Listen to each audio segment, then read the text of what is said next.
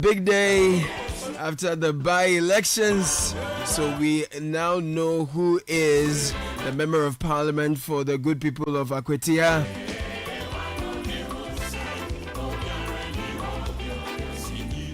And we are also excited because the weekend beckons and the biggest Made in Ghana fair is up. You know, if you don't attend This is Ghana, some points must be knocked off your Ghana card. You must have something from This is Ghana. Welcome, my friends. My name is Caleb. You know, take advantage of opportunities. That's business sense for you today. Last night, I was in a meeting. I got a call. It says, "Oh, Caleb, I want to register for This is Ghana." I said, "Oba, are you serious? Take advantage of opportunities.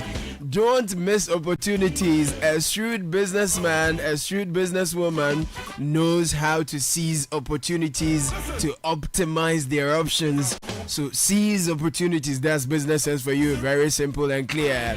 Business Sense is brought to you by Access Bank. Fakitwa Beji Kesia promo. It's in full swing. You stand a chance of winning 500,000 Ghana cedis with amazing prizes. Netflix, Spotify, Amazon Prime subscriptions, they're all up. And if you deposit a minimum of 250 Ghana cedis in your new existing Access Bank account or savings account, you join the promo. There is a solo account as well. Deposit 500 cedis, spend 500 cedis or more with your Access Visa card and you're good to go. PS5, iPhone 16, Chromebook, all of these are up for grabs. 0800 004400 is the number to call for more details. Access Bank is more than banking. Let's get to the news review.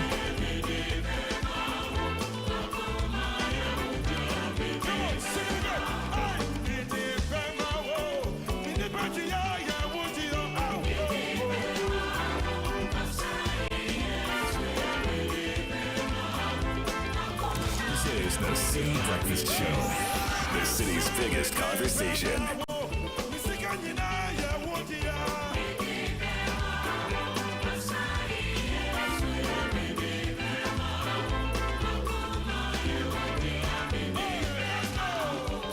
Oh man, I love it. Da, da, da, da, da. Fidelity Bank's Boom Reloaded promo is here to reward your savings with life-changing cash prizes. So just deposit and maintain 500 Ghana cedis or more in your Fidelity account, and you could win up to 100,000 Ghana cedis in our grand draw. With every 500 Ghana cedi deposit growth, you stand a chance to win 5,000 cedis a month. If you don't have an account yet, please open one, save smart endpoints, and win big. Fidelity Bank is here for your journey. Sika Boom style. T's and C's apply.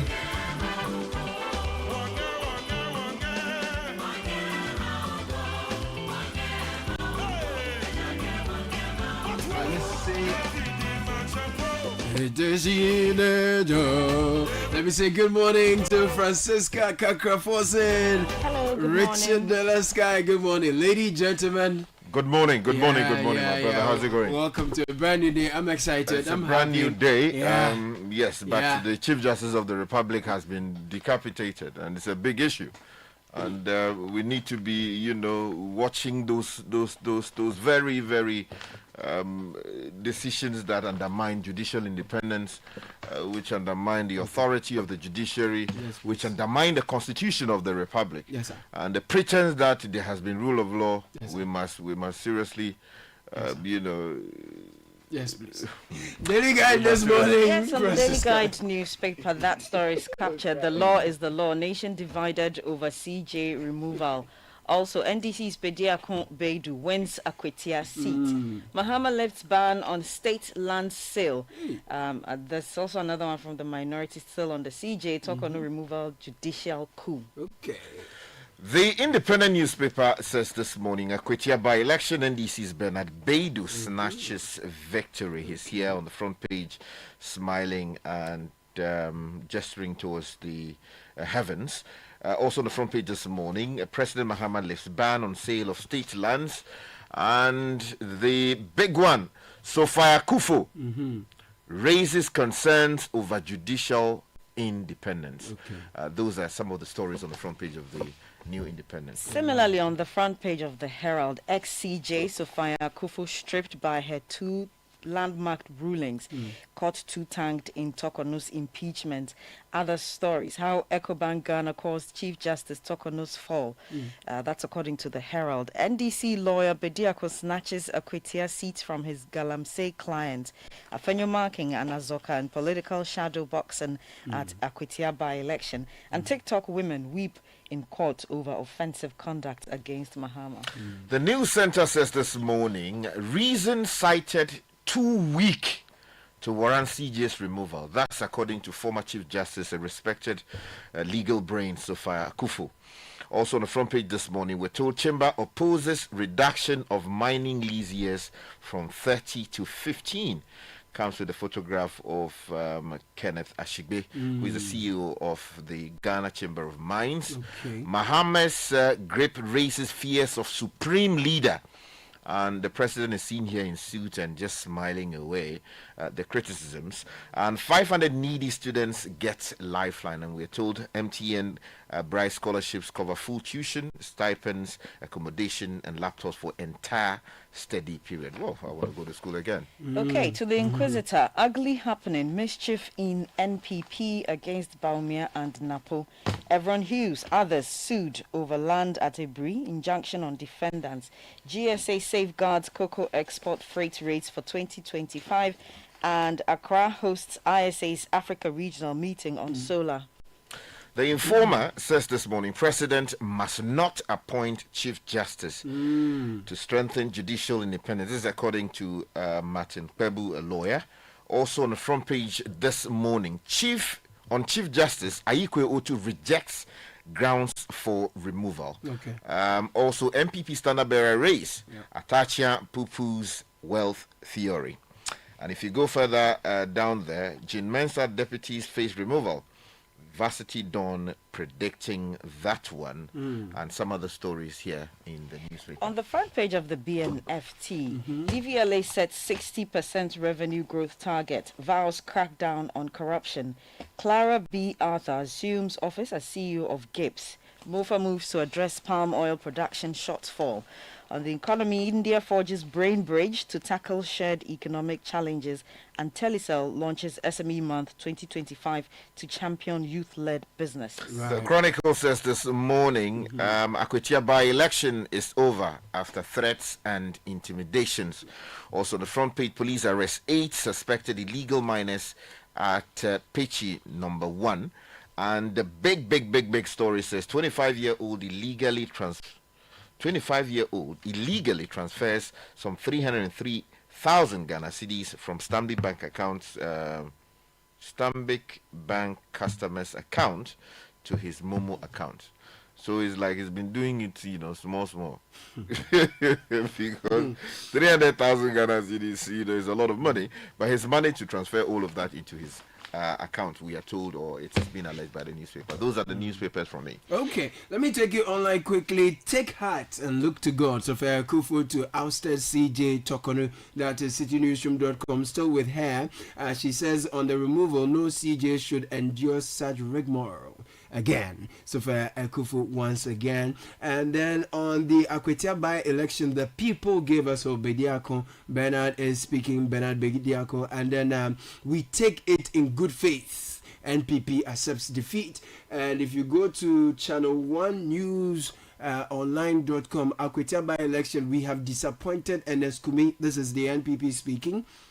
And then also, I won't be intimidated by Azoka's threats. This is Apanyo marking earlier. Mahama lifts ban on sale of state lands. That's captured here as well. If you go to myjoyonline.com, Tamale Central by-election, MPP withdrew because they didn't stand a chance. And we are not accepting Michael Befi's apologies. He must resign. He did say that if the NPP does not win the Akwetia seat, he will resign. There will be another by-election. And Tanko Computer is taking him on that one. 2 women arrested over abusive statements against Mahama weep in court. We will petition Speaker Michael Befi must apologize on the floor for all to see. Oh, this is Tanko again. If you go to the High Street Journal this morning, some of the stories that are making the big headline here: paraded for pity. exploited for profit.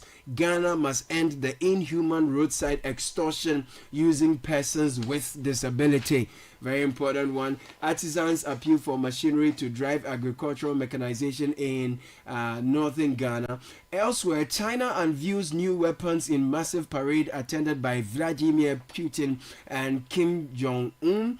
Google avoids breakup but must share data with rivals. And if you go to CNN quickly, Burkina Faso Parliament passes law outlawing LGBTQ practices. Ladies and gentlemen. Do they still have a parliament? So. Okay, let's take you to the big stories for the day. Yesterday, there was a big election in the Akyem area. We'll be telling you about that shortly, but you want to give us a story on the Chief Justice, because yes, in my respectful view, that's the biggest thing. From the Daily Graphic, the story reads, no matter how many noises are made, the law is the law, and the only answer we can give to all the hand-waving is the legal answer, unless we want something else. This is a quote that is famously attributed to sacked Chief Justice Gertrude Tokonu. However, it appears that the law was not the law when she appeared before the committee constituted by President John Dramani Mahama to probe 3 petitions calling for her removal, as many Ghanaians have criticized the government for her removal, suggesting she was unfairly dealt with. Some have even suggested that the entire process, right from the filing of the petitions constituting the committee and the hearing itself, is was a well-orchestrated scheme to remove her, which has been well executed.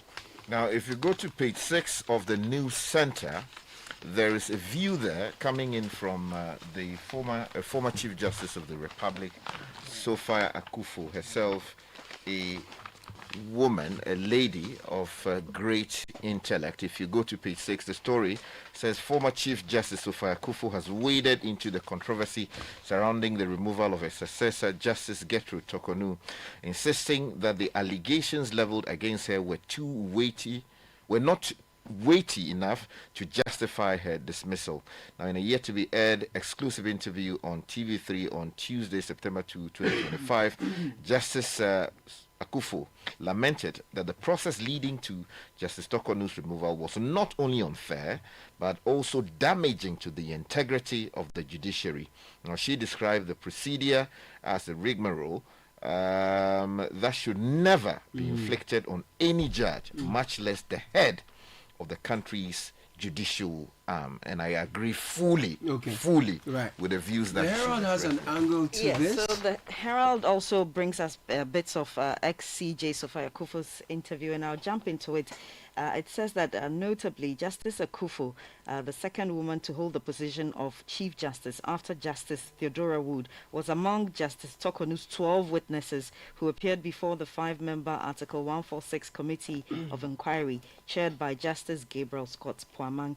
Interestingly, Justice Akufo's ruling in the landmark case of Ejechum versus Attorney General and Akwete was cited in the petition of Daniel Ofori, owner of Whitechapel Ghana Limited and one of the largest shareholders in Ecobank Ghana Limited.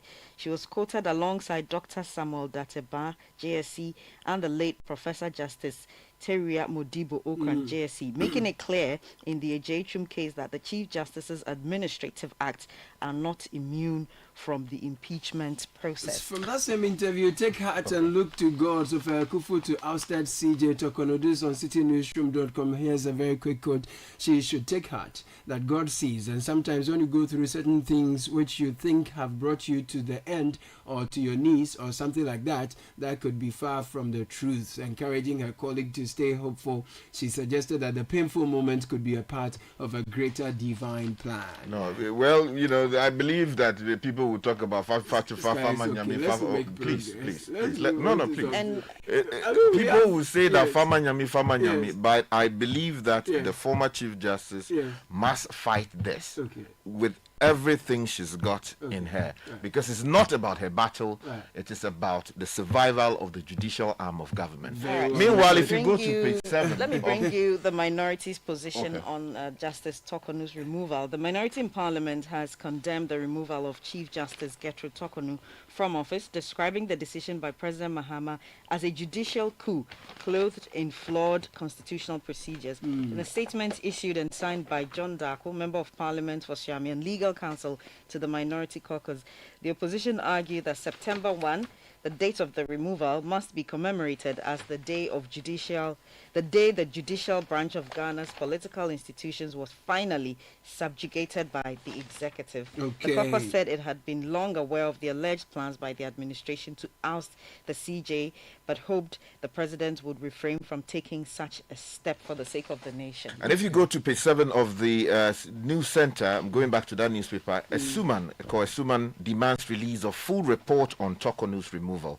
Now, Abaka Esuman, former acting secretary to the president and former legal counsel to President Nana Addo Dankwa Akufo-Addo, has demanded that President John Dramani Mahama immediately release the full report and proceedings of the committee that recommended the removal of the Chief Justice Gertrude Arabasaki Tokonu. According to Esuman, the people of Ghana have a constitutional right to know how such a momentous decision, one that ended the career of the head of the judiciary, was reached. Now, he insisted that the report of the Article 146 committee, together with all petitions, responses, and related matters, as well as witness testimonies and records of the consultations with the Council of State, must be made public without delay. Still in the News Center, Mahama's grip raises fears of supreme leader.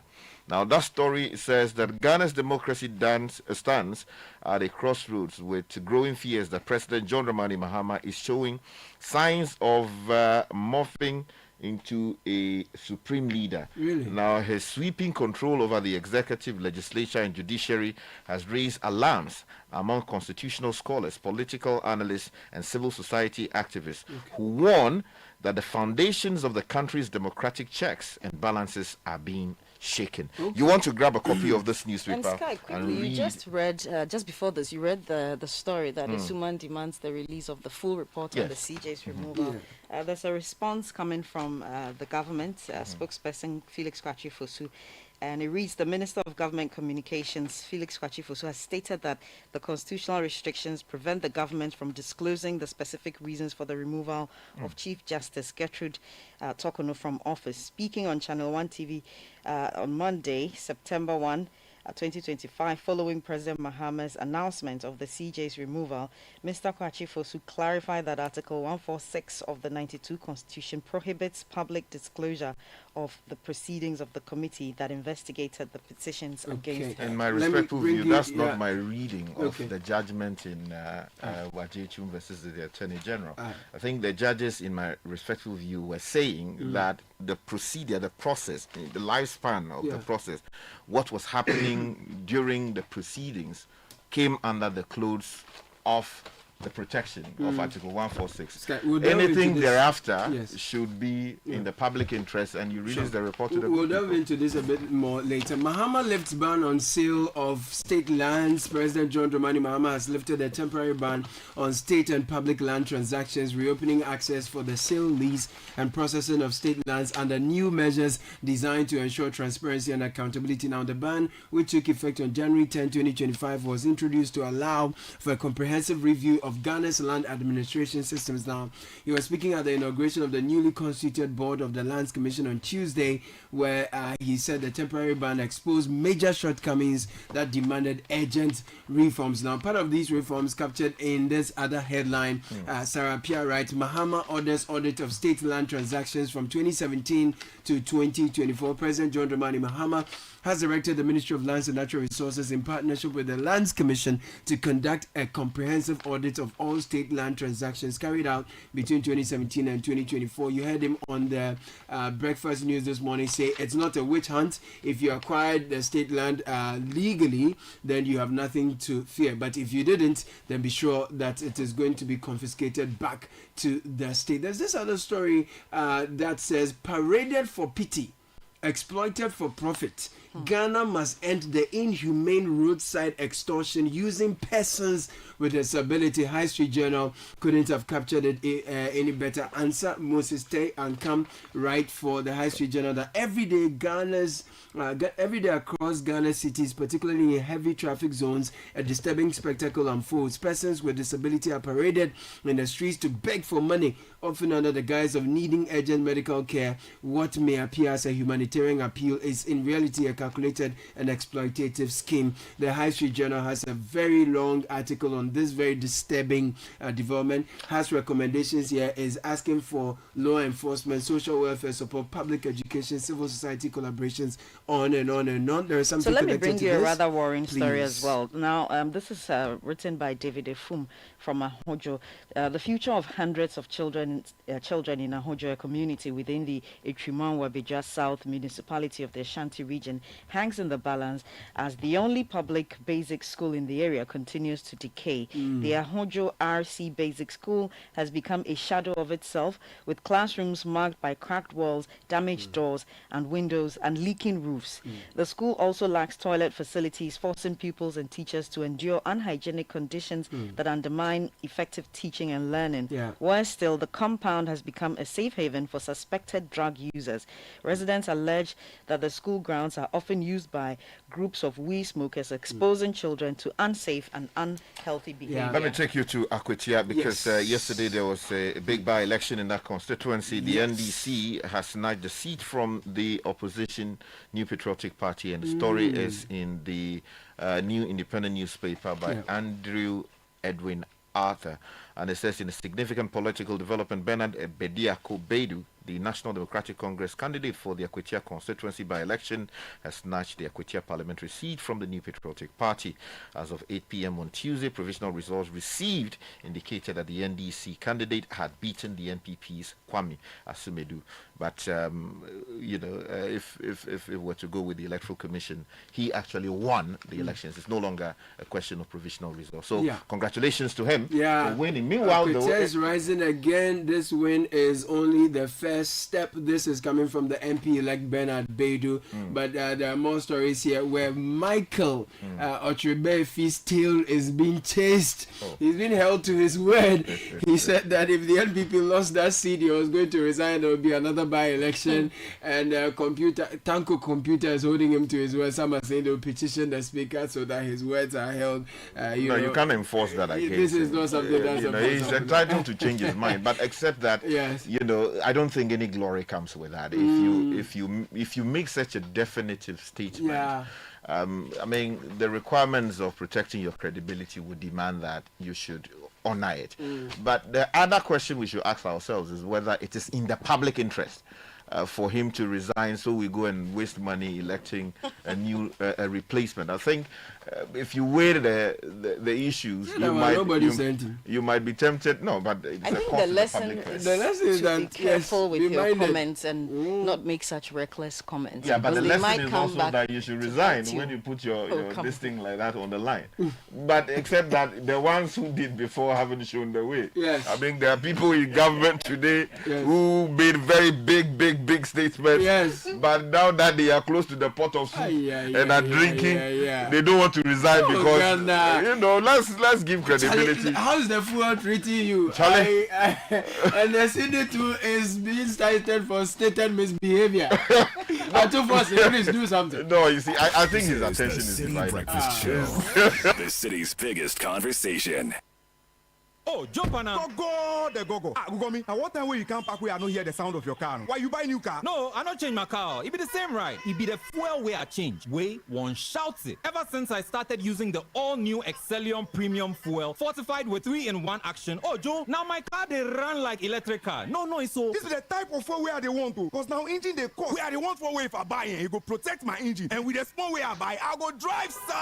Absolutely. It's like strapping a turbocharger to your engine and giving it a protector. And what they boss my mind self be the 3-in-1 action, no? Excellium they prevent up to 99% of deposit. It be anti-wear, some be anti-corrosion. Won't pay when I open them. Yeah. So where can I find this magical fuel? Just head over to any Total Energy service station and your car will thank you. Hey, then make a finish my go be fast, then rush go Total Energies. My friend, but why your hand my go be inside? I give you info. Make a feel the go be too small. The go. Excellium is designed to protect your car engine, decrease fuel consumption, and lower CO2 emissions. Don't say fuel, say Excellium. Choose Excellium, choose quality. Sika boom. Fidelity Bank say save and win. Muntio. Sika boom. Just deposit and begin. Sika every 500 CDs you keep for a month, you get 1 point all at once. More deposits, gets more points in. More points, more cash you feel win. How many points? 1 point every 500 CDs. What if you win? 5,000 CDs monthly. And the grand prize? Hey! 100,000 Ghana CDs. Don't wait. Visit any Fidelity branch or agent nationwide to deposit in multiples of 500 CDs. The more you deposit, the better your chances to win 5,000 CDs monthly and 100,000 CDs in the grand draw. Terms and conditions apply. Win with us. Fidelity Bank, believe with us. Sika boom. This is an NLA approved promo, now running on the Caritas Lottery platform. The City Breakfast Show. Rise above the noise. Unleashing the power of relevant radio. This is City 97.3.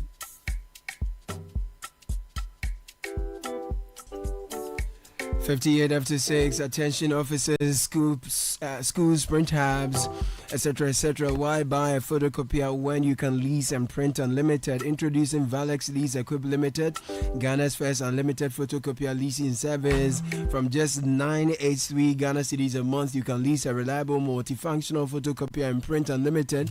That's right, unlimited with free paper included, and it also includes free toners, free cartridges, free repairs, free maintenance, nationwide coverage across all 16 regions. Stop spending big on machines, paper repairs, and maintenance. Switch to Valex Lease and keep your cash for what matters. If you're ready to upgrade, visit valexlease.com. 0244644048 is the number. Remember, customized payment options and packages are available. Terms and conditions apply.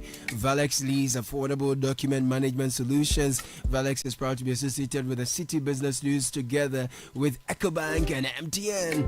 Isn't it just amazing how the world is ever changing and evolving? Good thing is that EcoBank has been evolving with the times as well. We've pioneered a range of digital first banking solutions designed for the way we live today. From the mobile app EcoBank Pay, Express Points across the country, EcoBank is right where you are. Switch to EcoBank, use our digital platforms. It's a better way to bank your way. EcoBank is the Pan-African bank. My people, Thursdays are now extra special on MTN. Yes, your Thursdays just got more exciting because from now on you get a nice 25% bonus on your first data bundle purchase of the day when you bundle on my MTN app or use *138#. This and every Thursday on MTN. You get a free ticket to the movies as well. When you buy one, you get an extra free ticket, an extra ticket for free when you buy on Momo. So at Silverbird Cinemas, Accra, West Hills Mall, free extra ticket. Same for those in the Golden Cinemas on the Kumasi Mall. So it said just use the My MTN bundle on My MTN or dial *138# and you are good to go. Ni latte. Osu Young Mai is here with the news.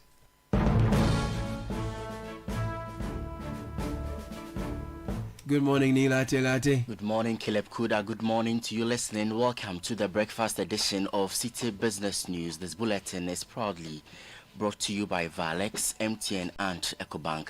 Coming up, Association of Ghana Industries kicks against government's plan to scrap minimum capital requirements for foreign investors in revisions to GIPC Act. Also, government urged to phase out loss-making SOEs to free up more resources for the growth of profit-making government entities. Much later, we'll be hearing from some exhibitors of the This is Ghana exhibition who are promising massive discounts and high-quality local products this weekend at the Ifwa Sutherland Children's Park.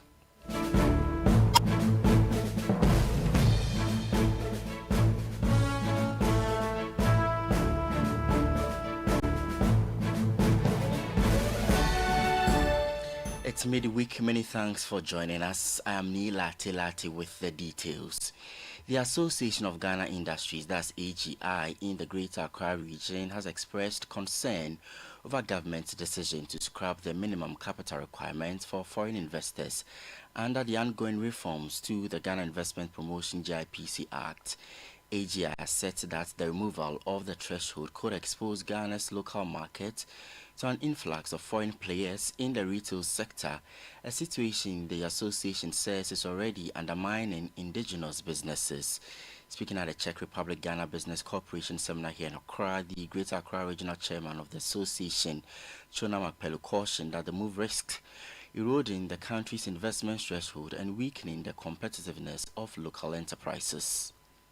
As a country, we are still having infant industries. If you look at the Dubais and the rest, they started with some measures that require some level of local content to enable them attract investment, but at the same time give some level of equity to the indigents.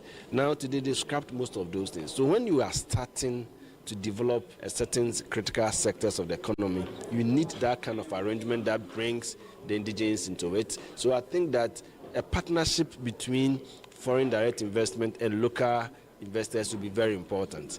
And for that reason, in our engagement previously with the government at the time, we discussed some of these things. So I believe that this will also be discussed with the current government. And so when we will have further engagement, and I believe that it will be put in the proper context and everybody will understand what they really meant.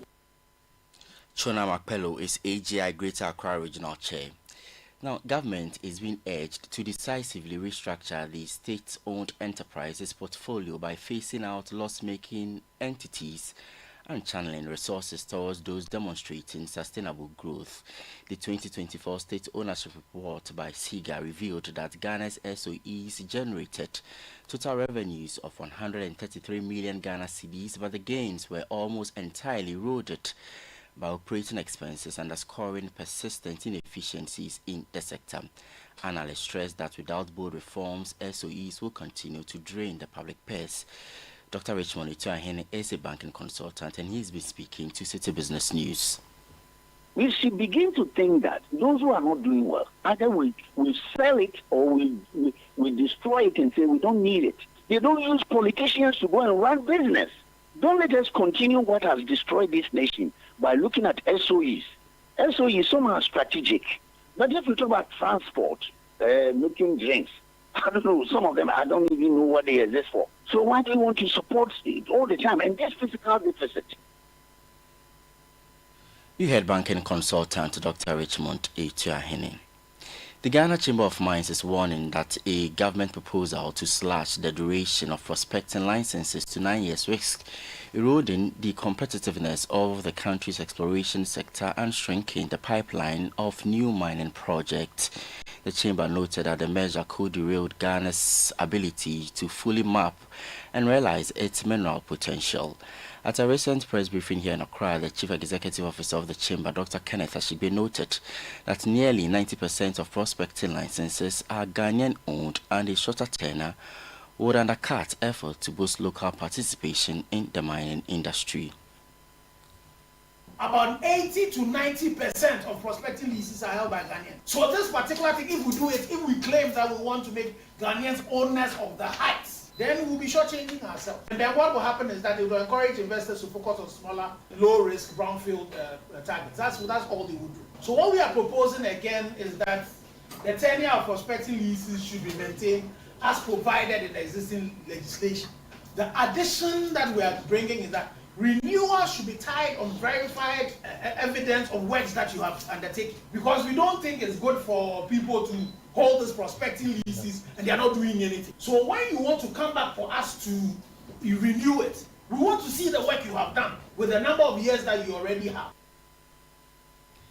Chief Executive Officer of the Ghana Chamber of Mines, Dr. Kenneth Ashigbe.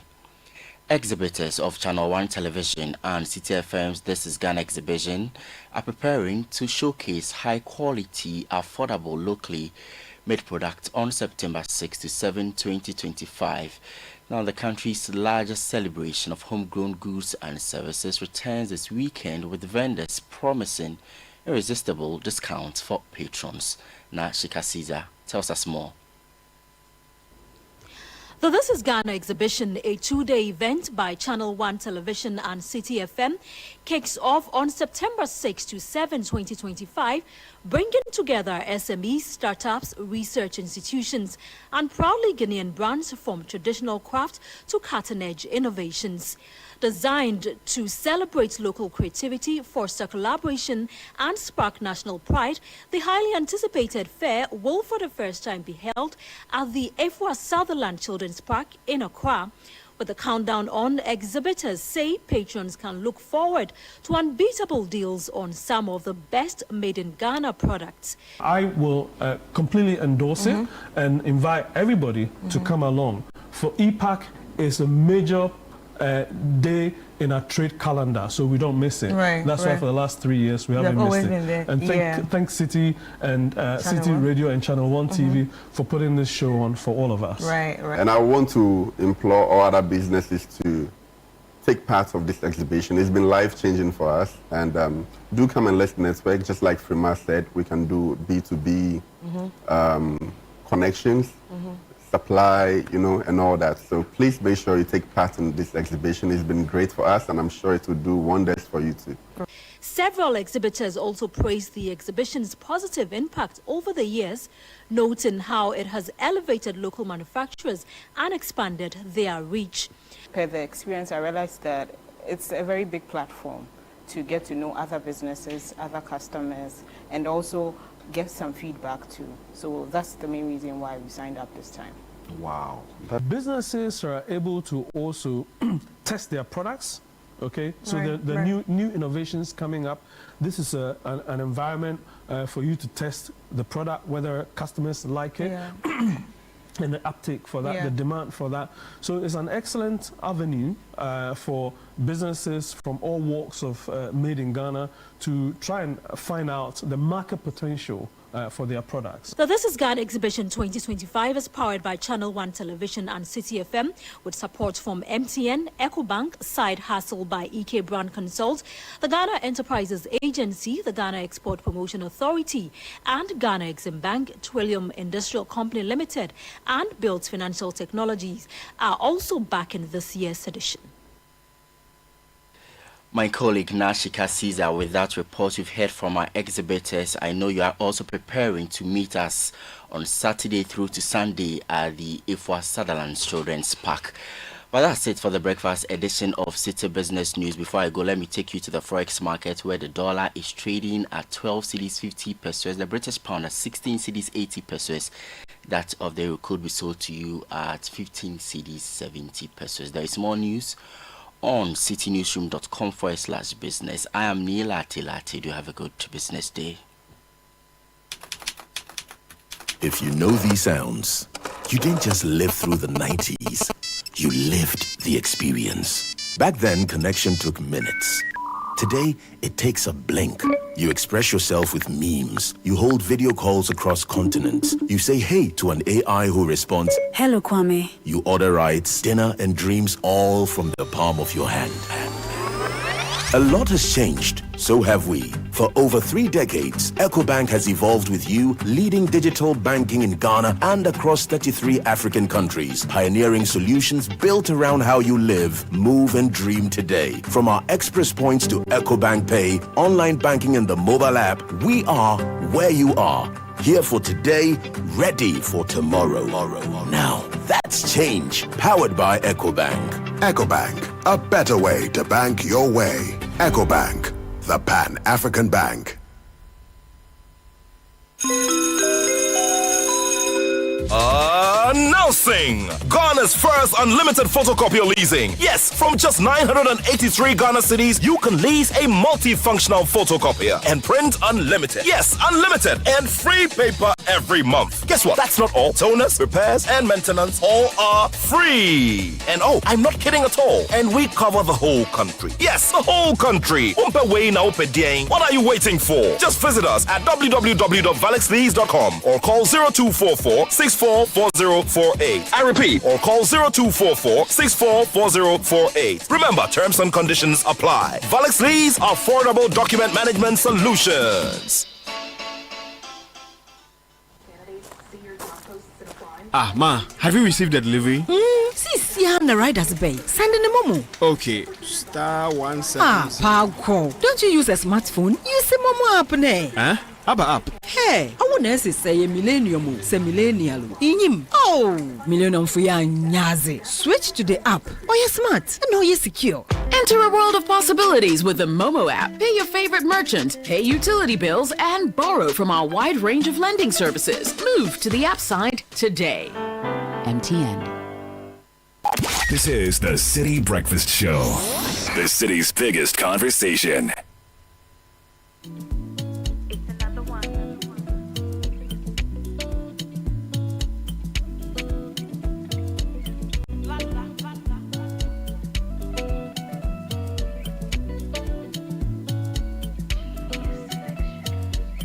It's 12:57 and Edwin Kwakofi is here with Kickoff, sports news on the Citi Breakfast Show.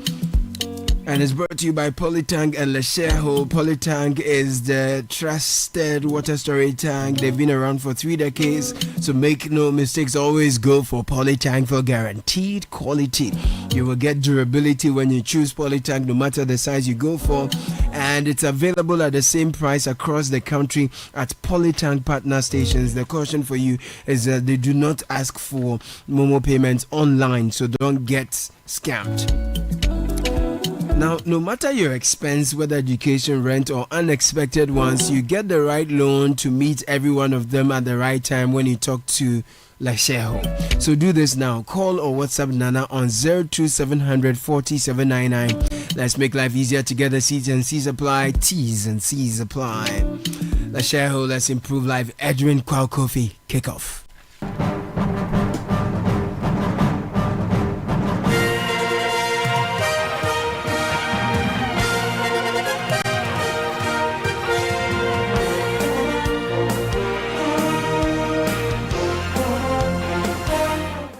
Good morning and welcome to the Wednesday edition of Kickoff on the Citi Breakfast Show with me, Edwin Kwakofi. Kickoff is powered by Shell, Shell Go Well, Polytangana, and Lesheho. Let's improve life. So let's start off with the Black Stars, and the Minister for Sports and Recreation, Kofi Adams, has revealed that members of the Senior National Team's Management Committee previously took home $10,000 each during national assignments, while players received $5,000. Speaking at a press briefing ahead of Ghana's 2026 World Cup qualifier against Chad, Kofi Adams explained that his administration has been reviewing and trimming estimated budgets by cutting out unnecessary items. He stressed that such practices have now been brought to an end under his tenure. We thought that it was not appropriate to pay winning bonuses to management team members, because if you are a management team member, your duty is to ultimately qualify, supervise the team, manage the team in such a way that the team will qualify for, say, if it is African Cup or World Cup. If for every game won, we are going to be paying you bonus, what if we did not win enough games to qualify for the tournament that we are supposed to go, and therefore we don't get anything? Like, Take example, Ghana played some qualifying matches for the African Cup of Nations that will be hosted by Morocco. We won a few and we lost a number, and so we didn't qualify. Per the previous arrangement, management team members will be paid winning bonuses. But at the end of the day, the team didn't qualify to go for African Cup of Nations at all. So they are not even benefiting from anything that will come for participation because we didn't qualify to participate. But those you put in charge to manage would have received some money. His Excellency John Dramani Mahama thinks otherwise. That no, supervise, you will be given your per diem, but you will not be paid any winning bonus. The Sports and Recreation Minister also disclosed a new package agreed for the technical team and players ahead of the upcoming World Cup qualifiers against Chad and Mali on the 4th and 8th of September. Accommodation in Chad is $250. Then daily meals there also approved is $80 for each person for the number of meals that they will have for that day. It doesn't mean every meal is $80. So that's $80 for the whole day. Also, the medical expenses, as I've said, is $10,000. Per diem for players is $150 per day. So the players take $150. The technical officials take $200. Incidental expenses is $20,000. Bonus for players is $5,000. So if they win, or let me say when they win, because that is the position of the minister and all of us here. When they win, we'll give them $5,000. The head coach takes $10,000. The assistant coaches take $5,000. The other category of technical officials and have $4,000, and that's all. So when you add all these, you multiply it by the numbers in each level. That's where you have the $856,890 for the Ghana-Chad game. U.S. Sports and Recreation Minister Kofi Adams staying with the Black Stars, and they have arrived in N'Djamena for the game against Chad. Ghana's contingent departed the Kotoka International Airport in Accra at 3:20 p.m.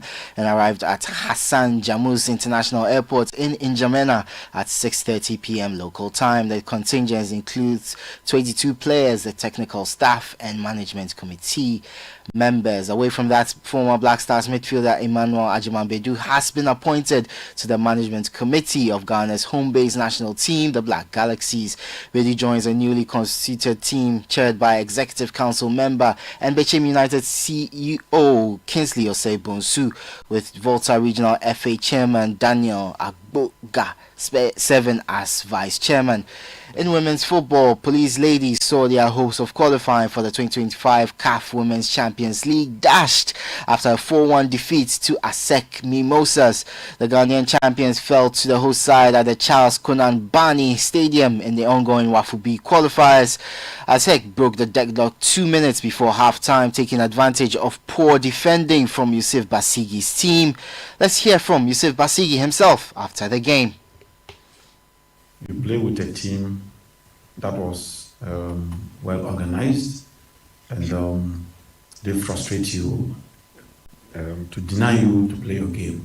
And when you don't have creative players at a point, this is how you are going to face the challenges, because many of our players were not creative enough, and they played a certain pattern which really broke our midfield and then our defense line. You play with a team that was well organized, and they frustrate you. Those were the thoughts of the head coach of Police Ladies, Yusuf Basigi. The result ends Police Ladies' bid for a maiden appearance in the continental competition. They will now turn their attention to the third place playoff on Friday, the 5th of September. Let's head to Europe, where Galatasaray have signed experienced German midfielder Ilkay Gundogan from Manchester City on a free transfer. The 34-year-old has agreed a deal until the end of the 2026-27 season with the Turkish champions. Gundogan had a year left on the City contract but was allowed to leave with the Turkish transfer window open until the 12th of September. Now, Victor Gyökeres has leapt to the defense of Sweden teammate Alexander Isak following his summer-long transfer saga that ended in a move to Liverpool.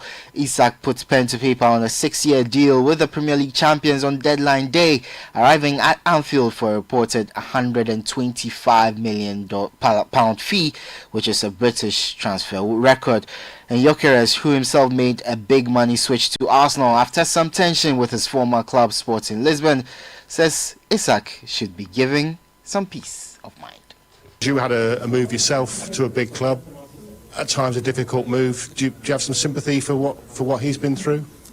Yeah, as I said earlier about my situation, I think it can be the same, that you don't really know what's been going on behind, and so I don't really know in his case what the situation has been exactly, so it's difficult for me to speak about that. In your case and his case and the case of Wissa, there's talk obviously of player power getting too important in the transfer market.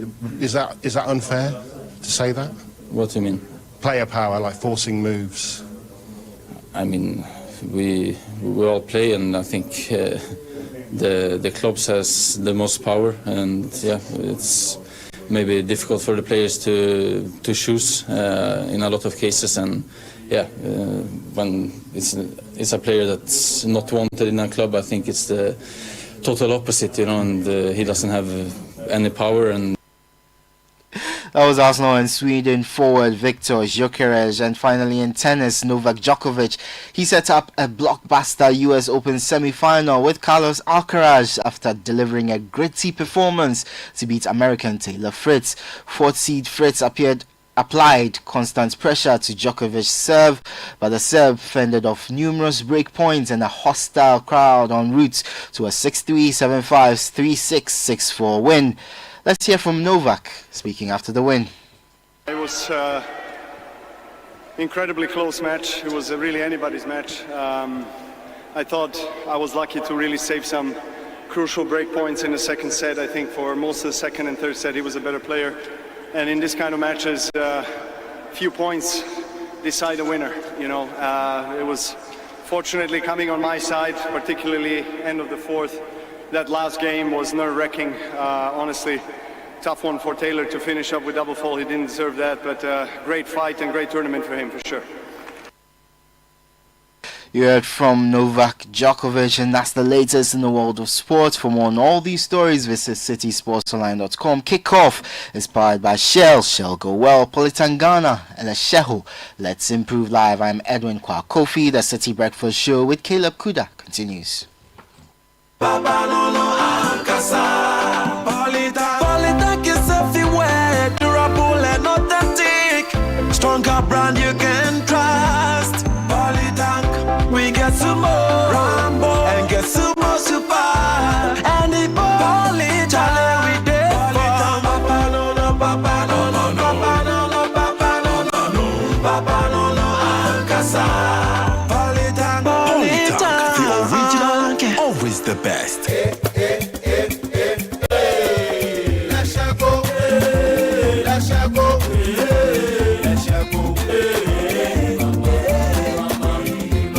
If you need unique services, innovative financial solutions, we deliver on our promise, cause we are number one. Let's share go, we improve your life.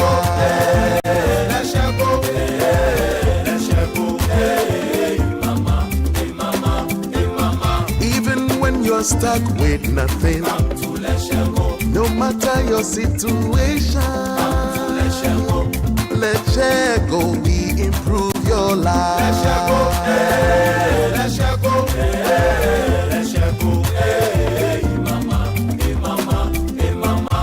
Let's go, we improve your life. Join the conversation on the City Breakfast Show on Facebook at facebook.com/City97.3, Twitter at twitter.com/City973, and Instagram at instagram.com/City973 with the hashtag CityCBS.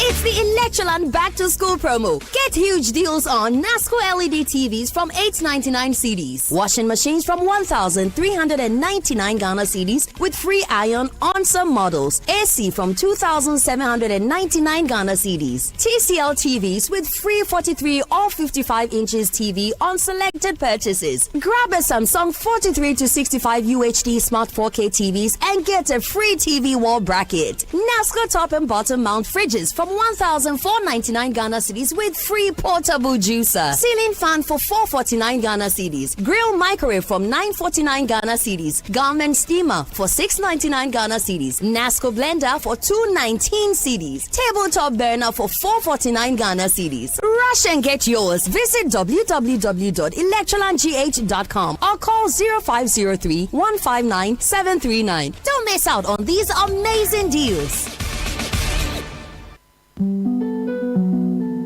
Accra to a new way of flying. ValueJet is now in Ghana, connecting you from Lagos to Accra, from Accra to the beautiful city of Banjul and back again. Whether it's business in Lagos, holiday in Banjul, or coming home to family here in Accra, we're bringing West Africa closer, one flight at a time. Reliability you can trust, fares you will love, and a welcome that feels like home. Book your journey now at www.flyvaluejet.com. ValueJet, wings for everyone. Hello, I am Ahunto, your friendly virtual assistant at Omni Basic Bank. I am here to guide you through our mobile app. The new Omni Basic mobile app is designed for you and packed with everything you need to manage your finances anytime and anywhere. Whether you're checking your balance, tracking your transactions, or planning your budget, the Omni Basic mobile app lets you manage your finances 24/7. It's quick, easy, and always at your fingertips. Need to send money, pay bills, or make a transaction on the go? The new Omni Basic mobile app keeps your banking simple so you can focus on what matters most to you. Transferring funds has never been this seamless. Whether it's a mobile wallet or a bank transfer, just a few taps and you are all set. No stress, no hassle. Download the new Omni Basic app today and experience banking that is smarter, faster, and designed just for you. Omni Basic mobile app, absolutely seamless. Omni Basic Bank, not just another bank. The City Business Olympics is back. Already charging for the competition. You can see we are already charging. It's all about team building, networking, and staying healthy. Everything, be it football, be it basketball, be it Scrabble, be it Excel, we are there. Arm wrestling, we are there. Which game will your company participate in this year? Is it 7-a-side football, volleyball, swimming, basketball, or sack race? Rally your teammates and get ready for action. We know we've gone on a recess, but we are back. You will feel it. Saturday, September 27, 2025. Time 8 a.m. Venue, Eden Heights Sports Complex. Call 0558-973-973 to register your company today. The experience so far has been very great. We are glad to have participated. Let's keep fit, grow connections, and enjoy a day full of energy and excitement. Powered by Citi FM with support from Channel 1 TV.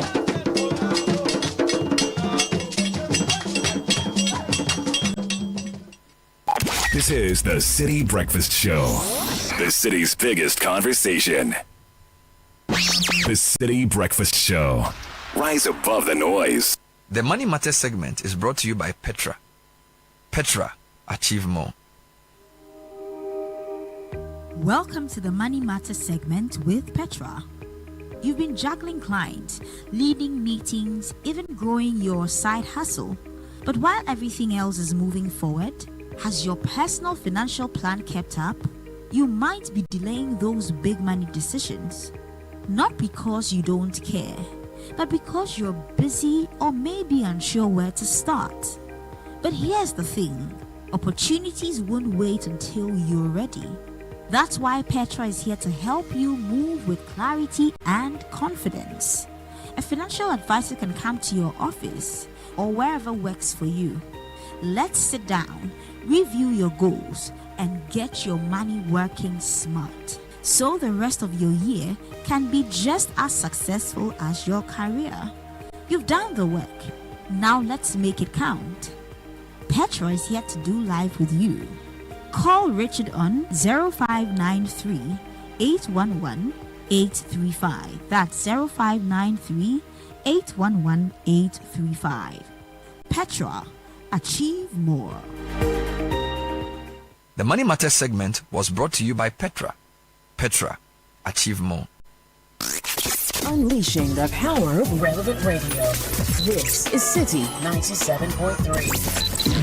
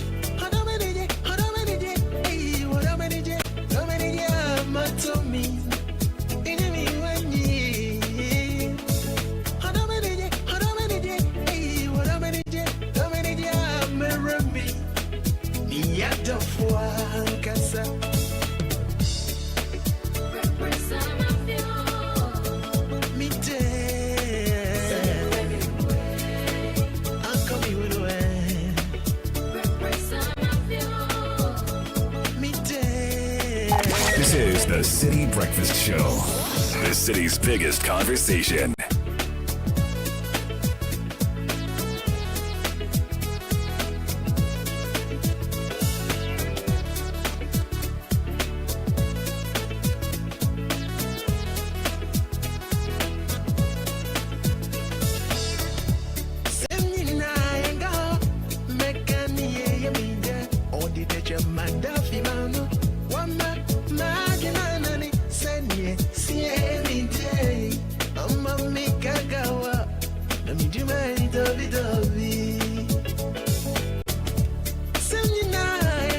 Thirty-three after 7.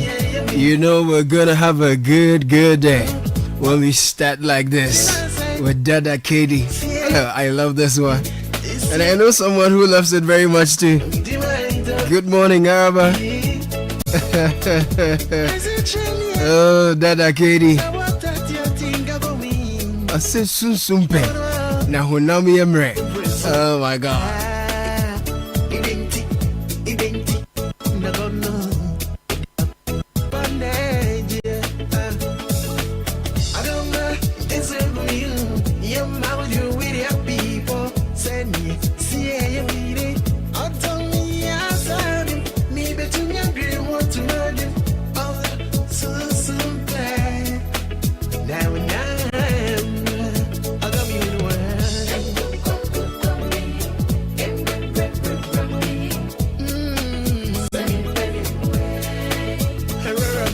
We're excited.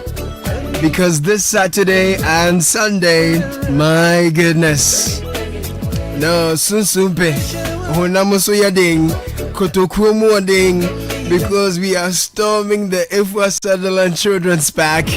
We're going to buy, we are going to source, we are going to procure, we are going to purchase made in Ghana goods and services. Oh my Lord, you have to find a track because there'll be too much for you to buy.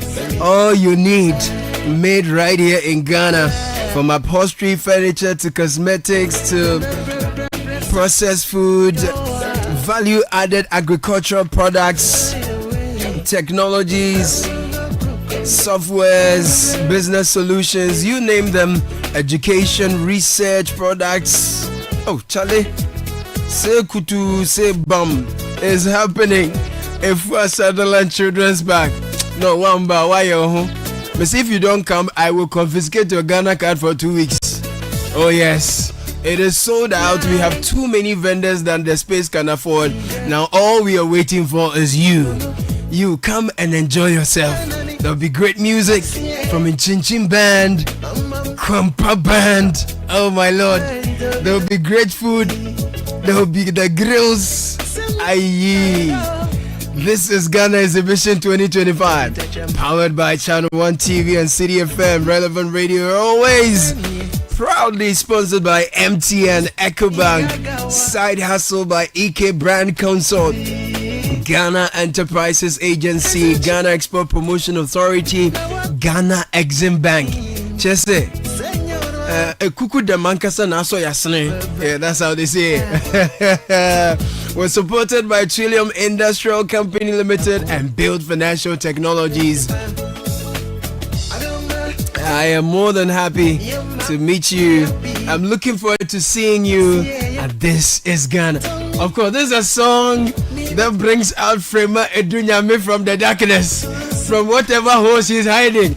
Now, Yamre.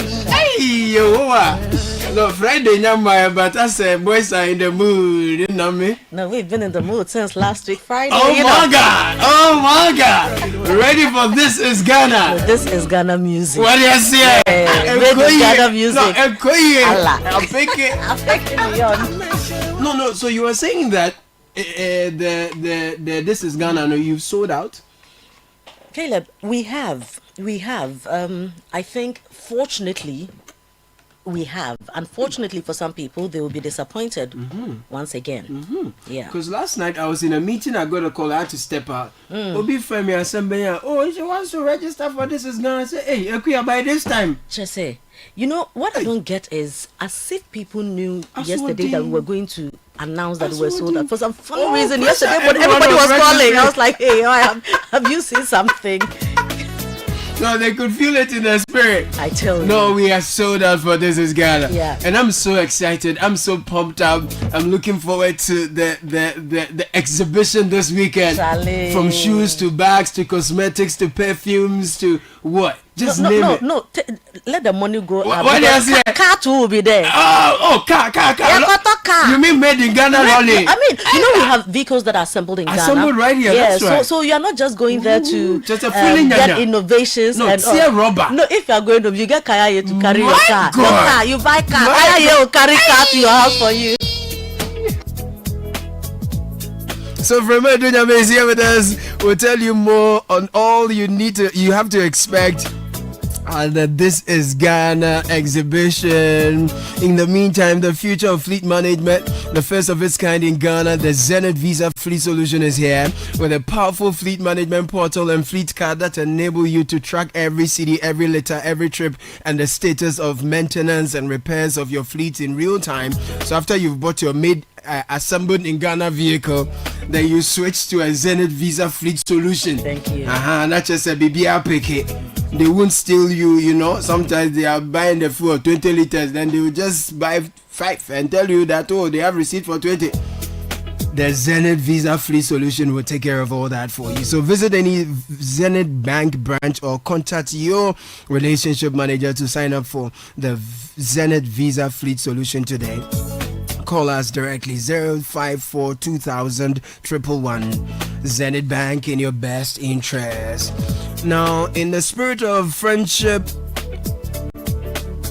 Parliament presents the second edition of the Democracy Cup titled KGL Democracy Cup 2025. It's happening on the 5th of September 2025 at the University of Ghana Stadium, Legon. There'll be great football features, two of them, one between Parliament and the Judiciary. That will be happening at 3 p.m. So you watch your favorite government officials display their football skills like never before.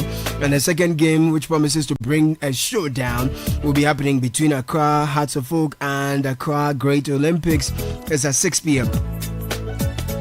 So get a ticket and storm the place for a good time. 20 Ghana cedis is all you need for regular, 200 cedis for VIP, and that includes assorted drinks with an all-you-can-eat finger foods. Call 0206 066 833.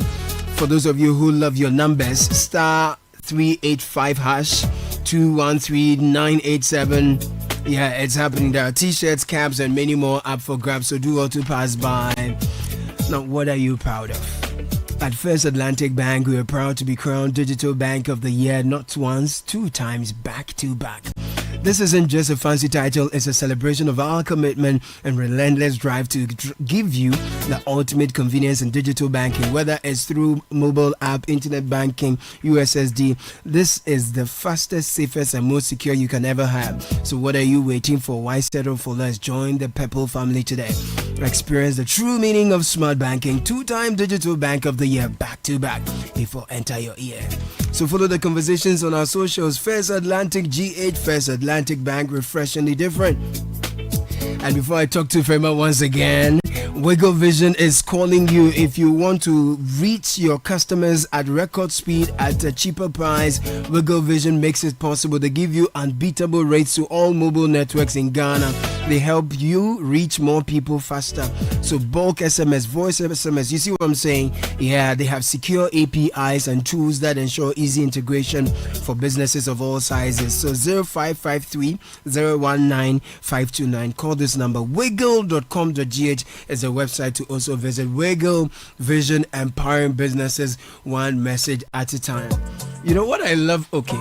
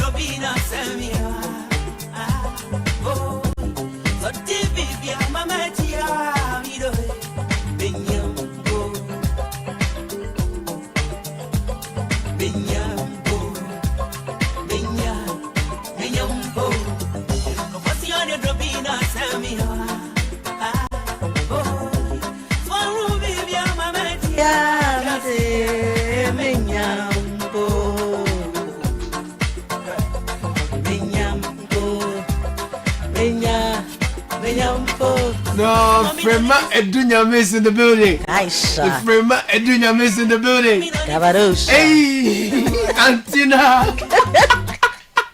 So it's a dynamic Wednesday morning. You know. You brought the dynamism. No, today is the gospel edition. Of the dynamic. You see, Wednesdays we do gospel. Wednesdays. But me nyampo na sha say the Russia say. This is Ghana. Ye nyampo.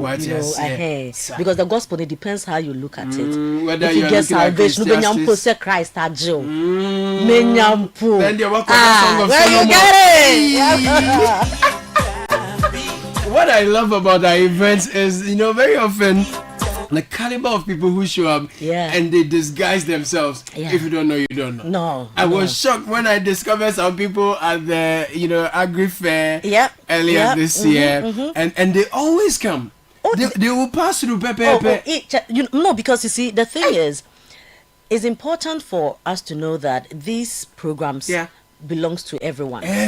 Okay. The fact that you are certain somebody in society doesn't mean that we should deprive you of the goodness your of children will not go to school. Absolutely it doesn't not. mean that you don't need to buy stuff. It doesn't mean that. And the beautiful thing, especially with This Is Ghana, is the fact that we have everything, coming under one umbrella. Sharp. Hey, umbrella. What do you say? Umbrella. Hey. Say yeah. You know, so we bring in everything. Yeah. I mean, this is Ghana. So the bigger picture is Ghana under the Ghana umbrella. Let me just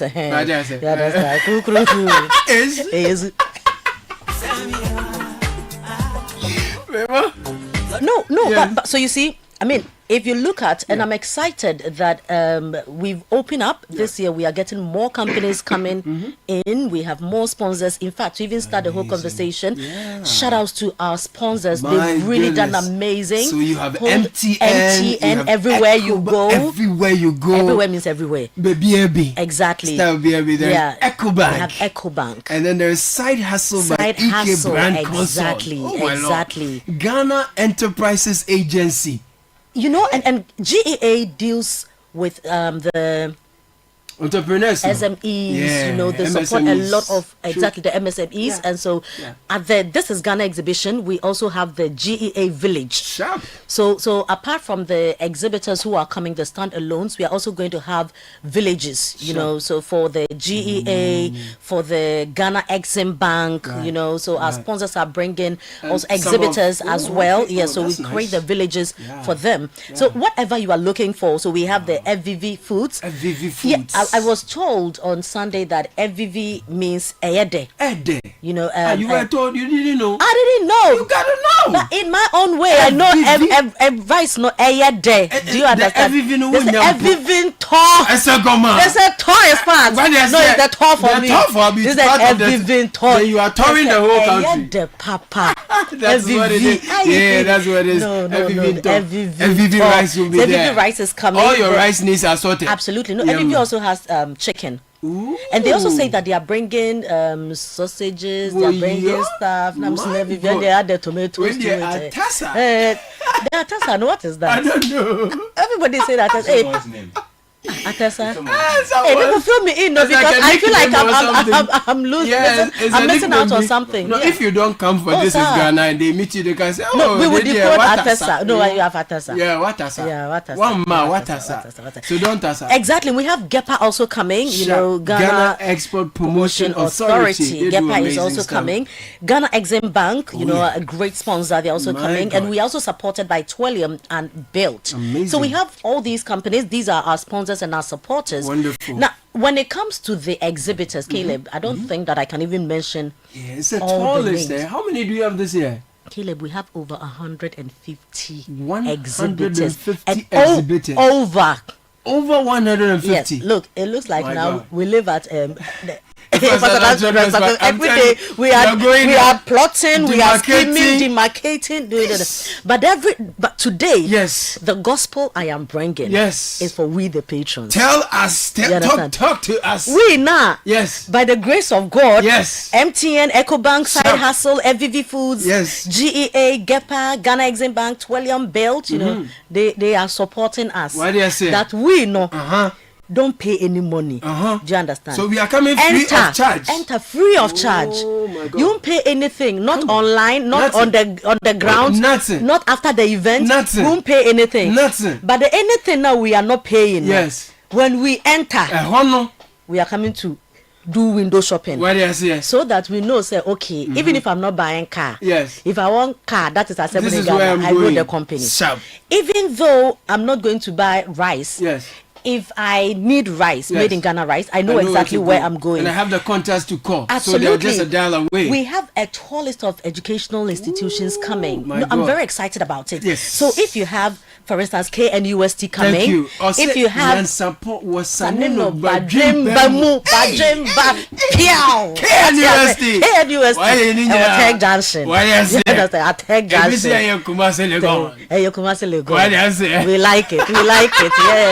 Yeah, very important. That's the school that ushers you into Kumasi. We have Ashesi University coming. Ashesi University.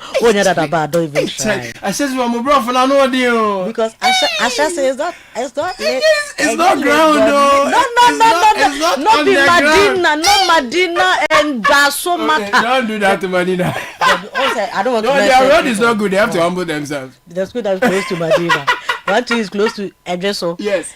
And we are not mentioning that, no, but and this is on a different level. Have you seen any Ashanti students shouting before? Where they be almost before we see. It's a certain tone. As a perfume rice. Ghana rice a perfume. A day after school.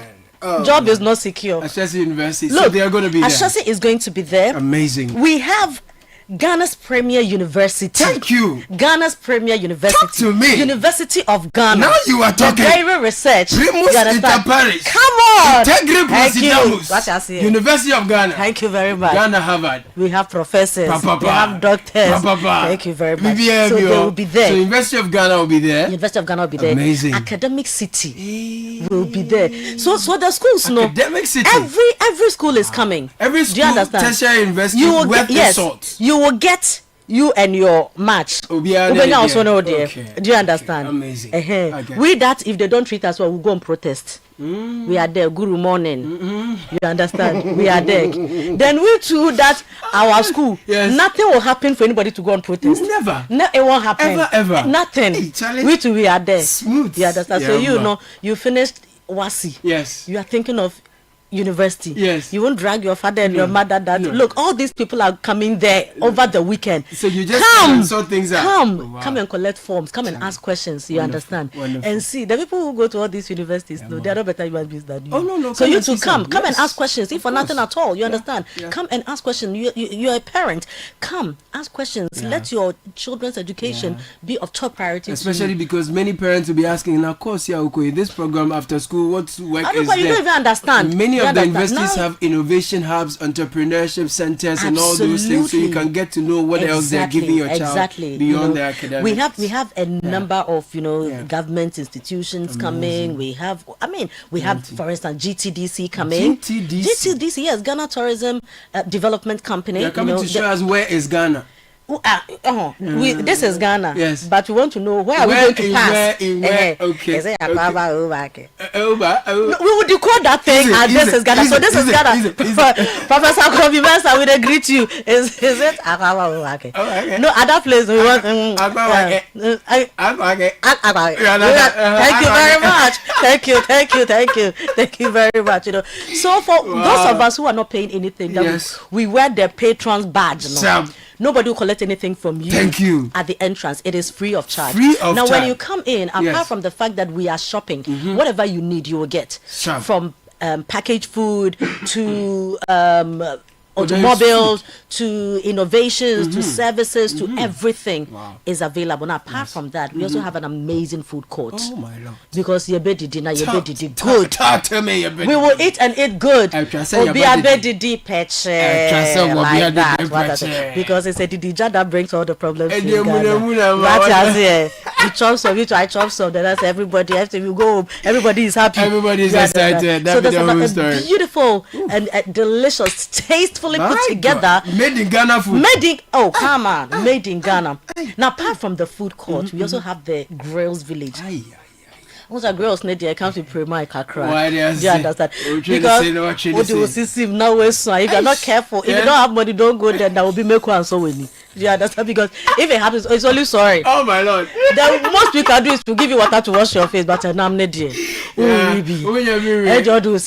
my God! Yeah, so it's also affordable. So we have the whole Grills Village. You understand? Aponchi. Come on. Ojaya. Hey my God. Akoko. Made in Ghana, no international, no Burkina Faso. No. Even if you have gone to Burkina Faso and come back, you don't want homecoming. Homegrown. No international. No, we don't want any. You've gone somewhere and you are coming back and confuse anybody. No, homegrown. Home bread. Oh my God. I confirm. Now, apart from that, now if you take a confirm, now Banku no close to Kakra, and then we also have the drink station. The drink station, there no be me go give details because the one you like, some is there. Everything, some is there. For those who go to church on Sunday, we have your drinks there. Thank you very much. For those who are also doing all night, we have your drinks there. The Lord bless you. For those who will stay at the place throughout the night for tomorrow morning to come and meet them, we got you. We got you. So everything is there. Now when we are done with that, we can't do all these things and go and sit down quietly. No. We for shake body. We for shake body. What I say? Jama. Live band. Thank you. So made in Ghana bands will be there. Made in Ghana music. Made in Ghana music will be there. So Kwampa will tutu the antoma. And come with their made in Ghana musical instruments. And lead us in a hot praise and worship session. You understand? Now the Sunday, we crown it all with in Chin Chin. So at this point, we are sending petitions around for the patrons who are coming. Say, they say that every day we'll close at 5 p.m. or so. Now Sunday, no dear. They should extend the small. What do you want to do on Sunday? Oh, Senaka afternoon in Chin Chin is there. So the jams, let's extend it small.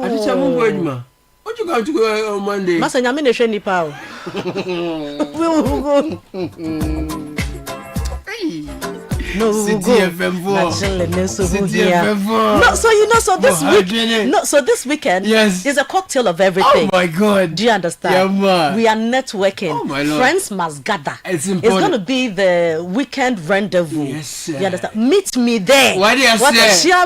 Every important meeting is happening at this Ghana. Yeah, no, why do you say? So come, let's meet there. That's why we're going to have the meetings. Very important. Let's network. Let's have fun. You understand? We have all these companies coming. If you would indulge me, just let me go through quickly. I can't go through everything, but we have the Legacy Crop Improvement Center coming. We have the African Business Bureau coming. We have KNUST. We have Ashesi University. We have the University of Ghana, Dairy Research. We have EPAC Flexible Packaging. We have Academic City coming. We have Coa Natural. We have Caveman coming.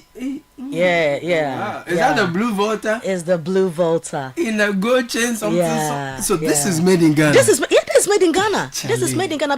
This is made in Ghana. Okay, take inspiration. This is what we are going to do. Yes. Have vision. This is made in Ghana. Caveman watch. So Caveman is coming. We have Fine Pack Industries Limited coming. We have NYD Classical Metal Works coming. We have Bicon Engineering and Training Center. We have Jessiram Services. We have Tailor Made. M4 Foods. BB Biscuits. You remember? M4 Foods will be there as well. Horseman Shoes are coming. Federated Foods Processing Limited. Goitel Company Limited will also be there. Indede Company is coming. C2 Clothing will also be there as well.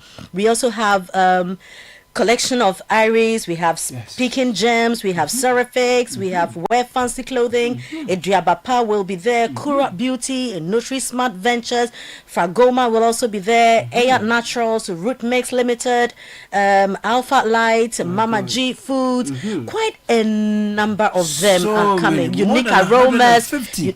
Unique Aromas, the Eden School, Auto Cleaner House Limited, Pim Pam, Admissions Checker will be there. Admissions Checker. There's a school for everybody. So this is a great innovation that once you are done with your WASI, you want to know which school you can go, the university you can attend based on your grades and all. So you queue in your details, your grades and all, then it gives you the schools that ahead, so you look at your size ahead. Don't even start from. Don't start from some. You get. Don't waste time. Don't buy all the forms. Sometimes you're like, let me buy all the forms. Yes. Don't buy all. Don't buy all the forms. Go to Admissions Checker. Know where you belong. You understand? I say, don't start from University of Ghana. It's example. Don't do that. It's I withdraw. I withdraw. Could be a business. Start from. Yes. It's okay. We are not University of Ghana. It's okay. So there's a school for everybody. That's Admissions Checker for you. We also have GKV Foods. We have Freddy Beverages. We have Anne's Perfections, Roma, Caleb. Quite a number. I think that this is Ghana. If you're a Ghanaian living in Ghana, you live in Ghana, you're a Ghanaian, or you are a resident here, you don't attend This is Ghana, you have your Ghana card. It must be confiscated from you for another 2 weeks. What do you think? Now, what are you even using it for? I don't understand. What are you using it for? You have Ghana card, you didn't attend This is Ghana. So the Ghana card, what are you using it for? Exactly. Because your Ghanaianness, no, it has to be verified. Akakakra. Yeah, it has to be verified. And this is it has Ghana. to be validated. Oh my Lord! It has to be validated. So of It course, will Caleb, happen. this is what is happening. Amazing. Over the weekend. Amazing. It's going to be fun. It's not just Super. going to be an exhibition where we just have people come in to just put things on display. And then go. There's a whole fun built amazing. around this. It's going to Amazing. really be a Amazing. great shopping experience. We And know so how we you are do your calling. things. We're calling on. So we are looking forward to you. As long as you're a Ghanaian, yes, and even a foreigner, so you should come with the you children. are invited. No, come with the children because we have the kids corner as well. Kids corner. We have bouncy castle. We have bouncy castle. You've not done something. Your children know it. Bring them. Bouncy castle, face painting, everything to give the family a great shopping experience. Yeah. Frema Edunyame, the Frema Edunyame. Mr. Kuda, no, you are a phenomenon. You are made in Ghana. No, you're too much. This is Ghana. Allah. This is Ghana. Say kutu. Say ba. Yeah, ba. Thank you so much. You heard our head of events and partnerships, Frema Edunyame, spelling out all that there is to unpack at the This is Ghana Exhibition 2025. It's 8:01. Edwin Kwal-Kofi joins us with tech and social media trends. We want to know what's making the trends, what's in the tech news. Edwin has got them all, and that's brought to you by Telecel and First Bank Ghana. First Bank Ghana says if you're ready to use and win, then they've got you. From the 1st of September to the 30th of November 2025, use the First mobile app or star 894 hash for your everyday transactions and stand a chance of winning a 500 Ghana Citi cash every single week. First Bank Ghana is rewarding smart banking. The more you use the First mobile app or star 894 hash, the better your chances of winning. What are you waiting for? Grab your phone now, use First Mobile or star 894 hash, and you could be one of our weekly lucky winners.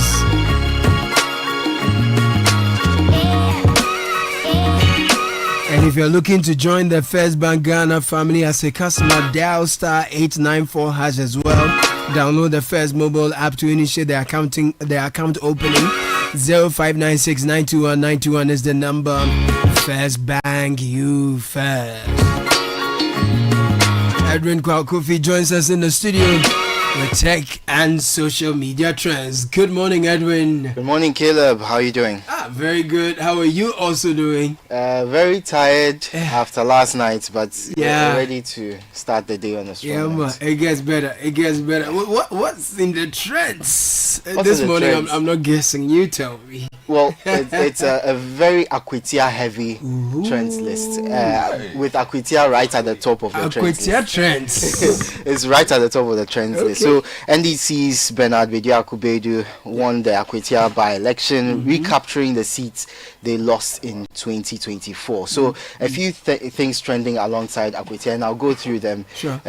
First of all, Musa Dankwa. Musa Dankwa. Yeah, Musa Dankwa. So the Global Info Analytics Musa Dankwa, he's receiving some praise after his Musa projections Dankwa. for the polls were almost spot on. So a lot of people crediting him for the good work done. Yeah, the precision in his delivery. Exactly, and they are remocking the people who were mocking him for his earlier projections. So that's it. But I don't get it. Why do the... If you don't understand something, it's different. Don't mock it. Try to understand it. I think Musa has done more than enough for people to take the work that he does. So more seriously. I guess because his work is also more within the political space. It's in the interest of those who it doesn't favor to fight it or put up there's a no show need. or There's something. no need to fight. He's put out information. Either you believe it or you don't. But don't come and say it is not good. Take it and then do what you want with it. Okay. Anyway, Okay. so Musa Dankwa has been in the trends. Yeah. Interesting. Next thing in the trends related to the Akwitia by-election is New Job in South. Okay, New Job in South. Yeah, New Job in South. New Job in South. So their MP Michael Otribefi said he would resign if the NDC won the Akwitia seat. And obviously the NDC won the seat, and now people say he should resign. people say we should be expecting a by-election and new results. No, Manu from yeah. Yeah, so now let's move on to a few more disturbing there was trends. Akyem Akyem in the trends as well. Yes, Akyem Akyem trending alongside the name Azoka. Okay. So obviously the NDC's first vice chairman, Sofo Azoka, he was seen in a video verbally and physically attacking the third vice chairman of the NPP. And then he also appeared to threaten the minority leader Alexander Akyem Akyem, and he said, and I paraphrase, that if he had met Akyem Akyem, there would have been, or there would be, a by-election in Ifutu. That's very condemnable. Very, very condemnable. That was an utterly irresponsible comment. A man of his, pedigree in a political party shouldn't talk like that. I mean, I don't know why we tolerate these things. It's completely irresponsible, and I think that the NDC as a party must take a very strong view of that and condemn him. And if there are reasons to believe that he's transgressed the law, the appropriate consequences must flow from that. But the charge is also that the NPP, together with the minority leader as part of a delegation, had gone there to instruct that certain posters be removed and all of that. If that actually happened, again, that would have been completely unacceptable, irresponsible. If you find something wrong with how a poster is pasted somewhere close to a polling, it wasn't in their place to do that. It wasn't in their place to do that. But I mean, that the should general not position is draw the attention what appears to be a death threat. That should not necessitate death. Yeah, that's the point I'm making. But you have to look at the source of the thing. But there's no justification whatsoever. But that conduct in itself, if actually it happened, was not right. Okay, so another disturbing thing, and now Esutifi South MP Collins Dauda, he said that if he were president, he would refuse to work on the roads in Akwetia if they didn't vote for the NDC candidate. And people are taking him on because that is a regrettable comment. The people deserve Did you say Collins Dauda? Collins Dauda. Oh, you know the experienced legislator. He's been in parliament since 1993, except for one term that he didn't come back. So he's easily the longest serving member of parliament in present. parliament now. Yes. Oh, so why our statesmen? The people of Akwetia deserve development. They are taxpayers, regardless of who they vote for. So that was very bad from him. We move on from Akwetia to the Black Stars, and the Minister for Sports and Recreation, Kofi Adams, he addressed the press conference and revealed the Black Stars' budget for the Chad and Mali World Cup qualifiers. So the GFA's proposed budget for the Chad game was over $1.2 million. So that was cut by the ministry to about $840,000. Sorry, I'm quoting it in dollars because that's what was given by the Bank of Ghana has issued. Is the game going to be played in Ghana? Well, one game will be played in Chad. The Black Stars have already flown to Chad to take on the national team there, and then they'll come back to Ghana and then take on Mali at the Accra Sports Stadium. Both games 4th of September, 8th of September. But we still like to quote the figures in dollars. Exactly, and it includes a proposed allocation of $5,000 for fuel for the Black Stars. That was just the Chad game. Is that aviation fuel or fuel for vehicles on the ground? Fuel for their bus, the team bus. Again, you see, there has to be policy consistency. It was just last week or 2 weeks ago that we heard so clearly from the governor of the central bank, or they issued a statement to that effect, that we need to have faith in the CD, and that things that undermine the CD included quoting prices for services and goods in foreign currency. So if you have a government institution, and my good friend Kofi Adams, I think this must have been some indiscretion, and hopefully going forward we will deal with the indiscretion later. I will do no blow. This clearly must have been some indiscretion. I hope that going forward he would not repeat that. Okay, a final trend before we get to tech news. Donald Trump is not dead. So the last week has been occupied on social media with rumors that Trump had passed away, and I didn't bring it because it was unconfirmed rumors. Now proving definitely not true, that Trump had passed away because he had not made a public appearance since Tuesday or Wednesday, last week, Tuesday or Wednesday, I believe. So people took it to mean that because he was old, ancient, because possibly he'd faced some illnesses because due to his old age, that he had passed away. Yesterday, he addressed the media at the Oval Office and said that he indeed was not dead. And these claims have been very popular about senior officials of the US government over the years, some claiming that they've been replaced with body doubles and even robots in the case of Melania Trump. So very social media has the buffoonery that goes on social media. In this day and age, we kill people before their time. It's just unfortunate. It's the man was seen leaving his golf course over the weekend. Yeah. So that should be enough red flag to anybody. Well, people say that was an old video of him. No, please. That was posted. It's just not correct. Okay, so to tech news. Now, Google, they will not be forced to sell off Chrome browser or Android. I brought you that story a few weeks ago.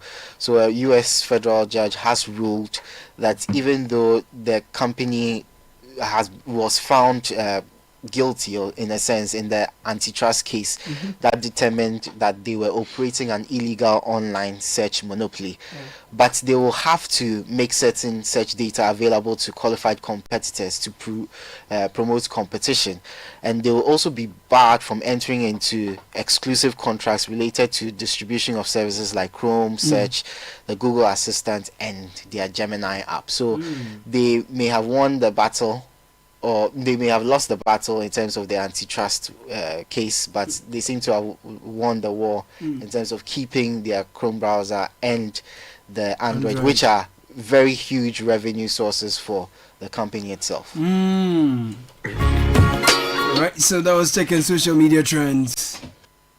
It's Telecel SME Month this September under the theme Connecting the Next Generation of Entrepreneurs. For our young emerging entrepreneurs, this month is loaded with major vibes tailored to your growth and ambitions. Sharpen your skills at the Telecel Business Runway and the AI Workshop, and connect with other change makers at our very first Telecel Red Mixer, an exclusive networking event. There's more. Unlock tailored products designed to match your unique business goals this Telecel SME Month. Your time is now to transform your genius into impact. Keep up with all the action by following Telecel on social media for updates, or visit our website www.telecel.com.gh/business. Telecel, connecting energies. Listen, guys. One day, an old lady inherited a huge sum of money. Her family worried about how to break the good news to her. They feared that the sudden good news might give her a heart attack, and so they decided the family doctor, who was experienced in delivering such news, should be the one to tell her. And when he did, surprisingly, she smiled. Relieved, he asked, "What are you going to do with all that money?" She replied, "I am going to give you half." The doctor rather had a heart attack. Can you imagine? People are often surprised when we put them first. At First Bank, that's what we do. We put you first. Experience the gold standard of banking with First Bank. Open an account today and enjoy a user-friendly mobile app, quick banking via *894#, convenient shopping with our Visa Prepaid and MasterCard, and more. All designed to serve you better. First Bank, you first.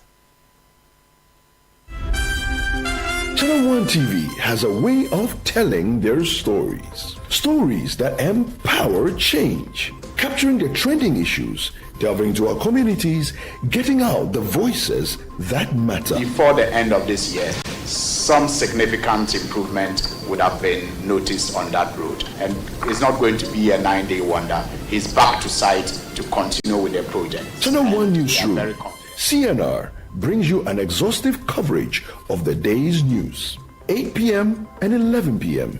every night. A lot of responsibility rests on the shoulders of African leaders to create an environment that is conducive to trade and investment. We wish to partner with any nation of the world. Channel 1 Newsroom captures the exact news temperature of the nation. Everything in this world is subject to abuse. And that's why there are checks and balances. That's why you have to also go to court and do... From the northern, western, eastern, and southern parts of Ghana, Channel 1 Newsroom, CNR's got you covered. People normally enter the boats without the life jackets. We believe strongly that if they were wearing life jackets, their lives would have been saved. 8 p.m. and 11 p.m. every night. I thought I should contain myself. But he should be careful. He did not win the election on merit. The NDC won the Asokwa election by default. For whatever reason, we, the MPP, we decided to hand over power. No, later. CNR, telling your stories, empowering change. Catch CNR on Channel 1 TV at 8 p.m. and 11 p.m. every night.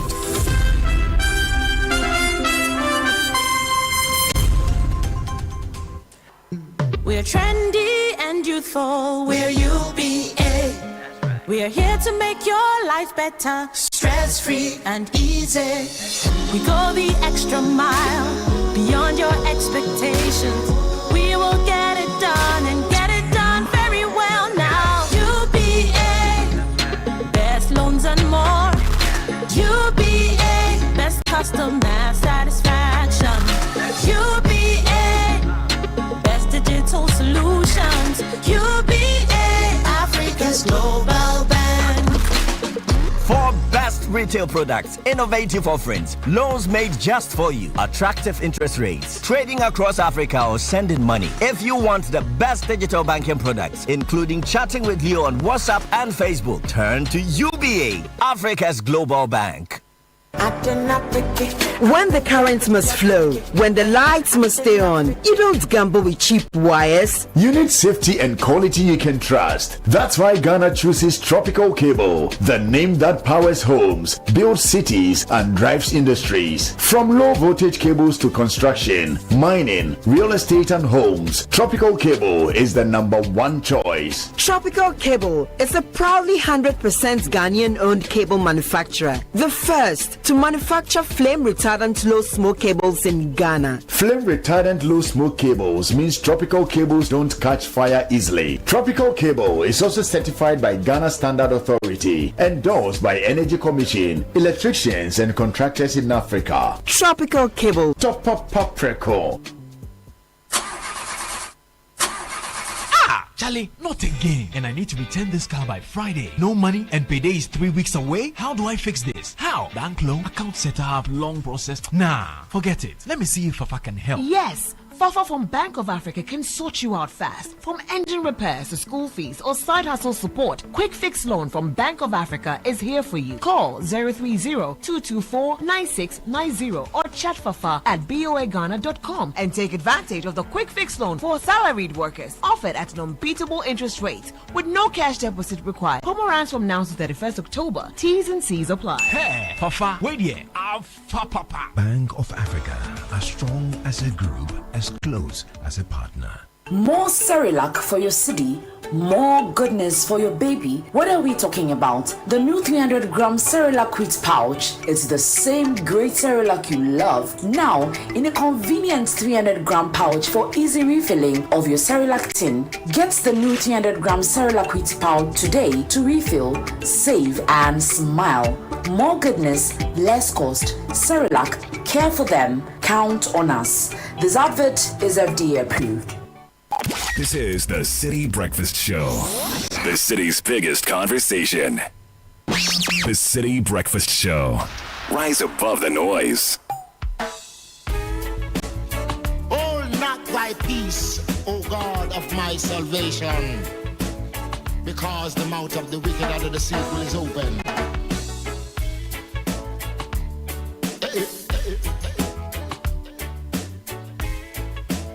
Come with I. Unleashing the power of relevant radio. This is Citi 97.3. Feeling to all wicked men, out up in foot dread, and the man throw one stone, and it bring about the feeling to all wicked men. Only when man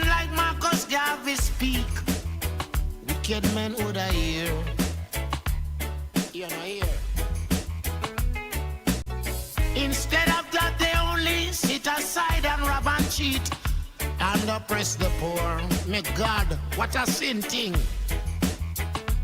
I have been get throw one stone, and it bring about the feelings to all wicked men. What a plot, bingy man throw one stone.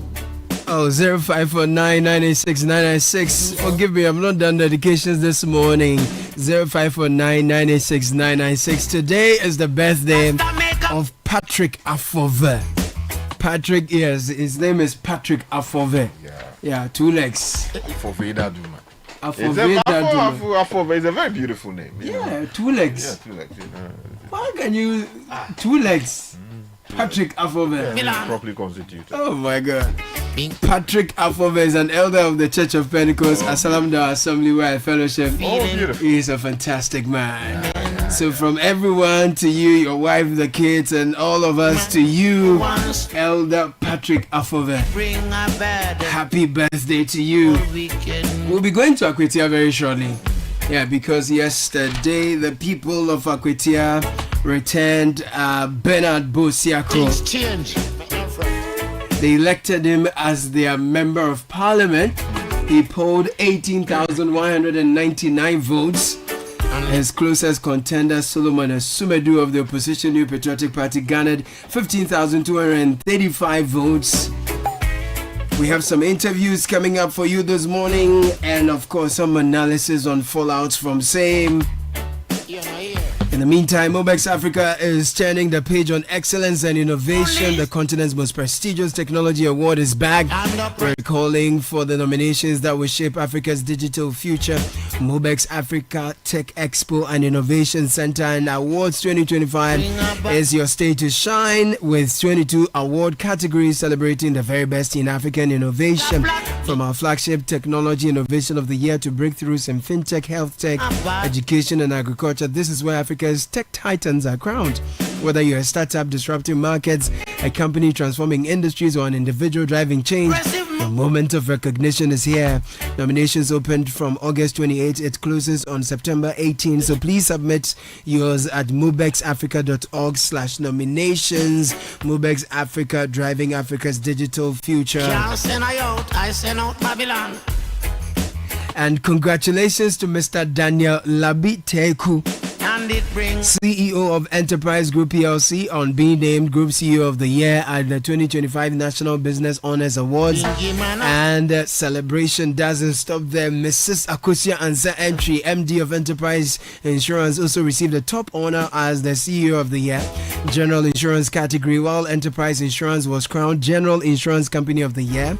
Adding to the celebration, Genevieve Cornelius, General Manager of Transitions, was recognized as an outstanding business leader in the interment industry, for Transitions named the Ultimate Funeral Services Company of the Year. Now, as Ghana's leading financial services provider, these recognitions reflect not just a strong leadership and financial excellence, but a deeper commitment to you, our cherished customers. Enterprise, our mission is simple: to give you, everyone who comes in contact with us, their desired advantage, because we are the best at what we do. Thank you for choosing us today, and always Enterprise, your advantage. Stone one.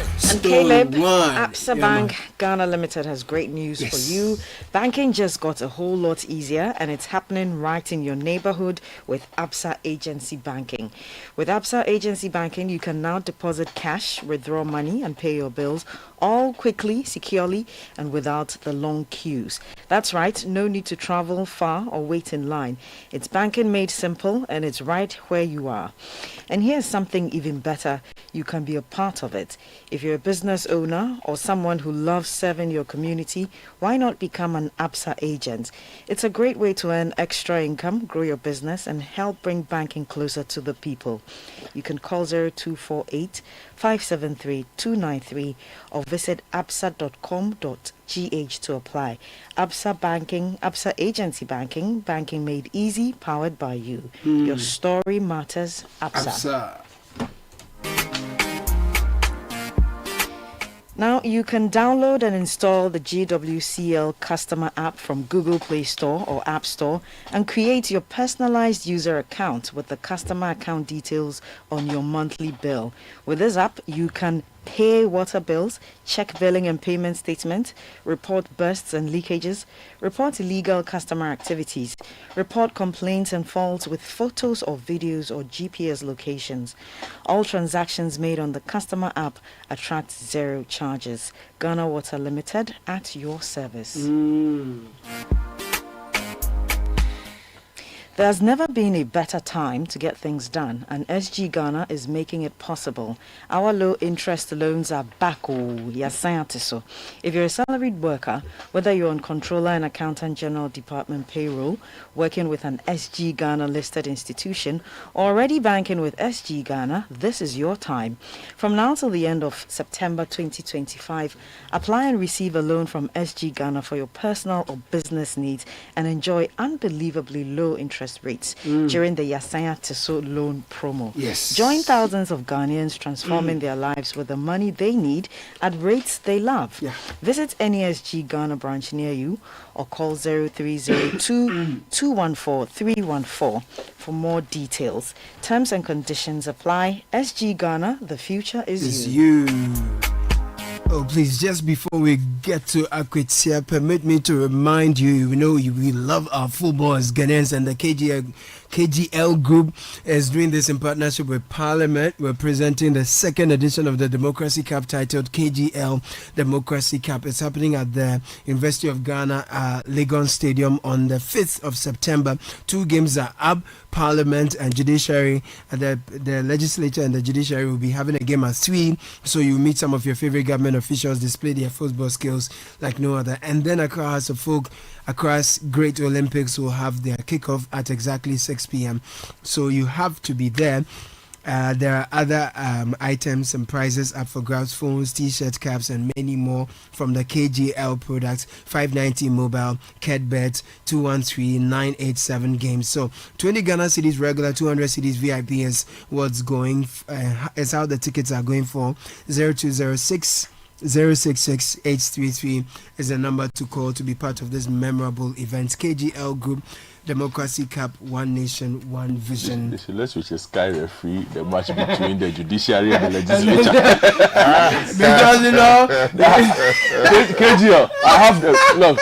I respectfully submit KGL that my colleague Richard Sky, who has a long history, perhaps one of the most decorated parliamentary correspondents in the history of Ghana. Bias to the... Calm down. Okay, sure. One of the most decorated parliamentary correspondents and an up and coming legal luminary. Yeah, man. Please. As Kakra says, her senior learned colleague. Yeah, man.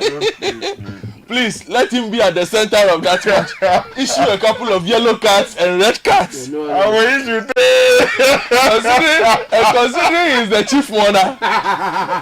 If the acting CJ shows a red card.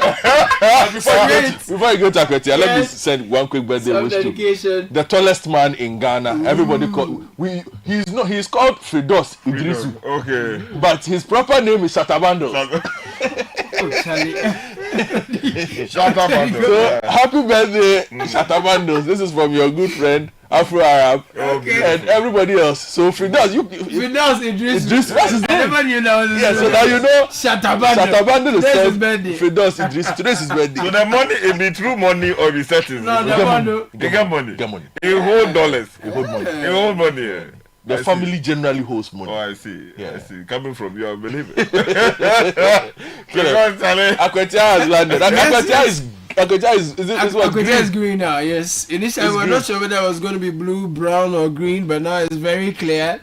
Akwetia is green with a margin of about 3,000 more, 18,199 votes going to the NDC's candidate Bernard Bediakon, and then the NPP candidate's closest rival here, Solomon Asumadu, garnering 15,235. What is interesting is that, I mean, we have a winner for this election, but the man of the match, the man of the moment, happens to be Musa Dankwa. Yeah, so Musa Dankwa joins us on the phone lines to share some insights with us. Good morning, Musa. Thank you for joining us. Good morning, Caleb. Good. Now, you have said that this particular poll is one of the toughest in your work as a pollster so far. Tell us why. Caleb, we've always had the challenge of people sometimes being not candid with us with their responses, especially those from the smaller ethnic minority groups in certain constituencies. But that has not been that kind of profound like in Akwetia. We're able to kind of assess what they want to do in a good measure. But for Akwetia, in the first poll that we conducted, whereas NDC was behind among the accounts by 6%, they were also behind among all the other ethnic groups that vote for them traditionally. I mean, the Moli Dagbanis, the Ghana Dangbes, and the Evers in those areas. We understand perfectly that when they are not in their areas of dominance, they tend to take cover because of marginalization or so many other things.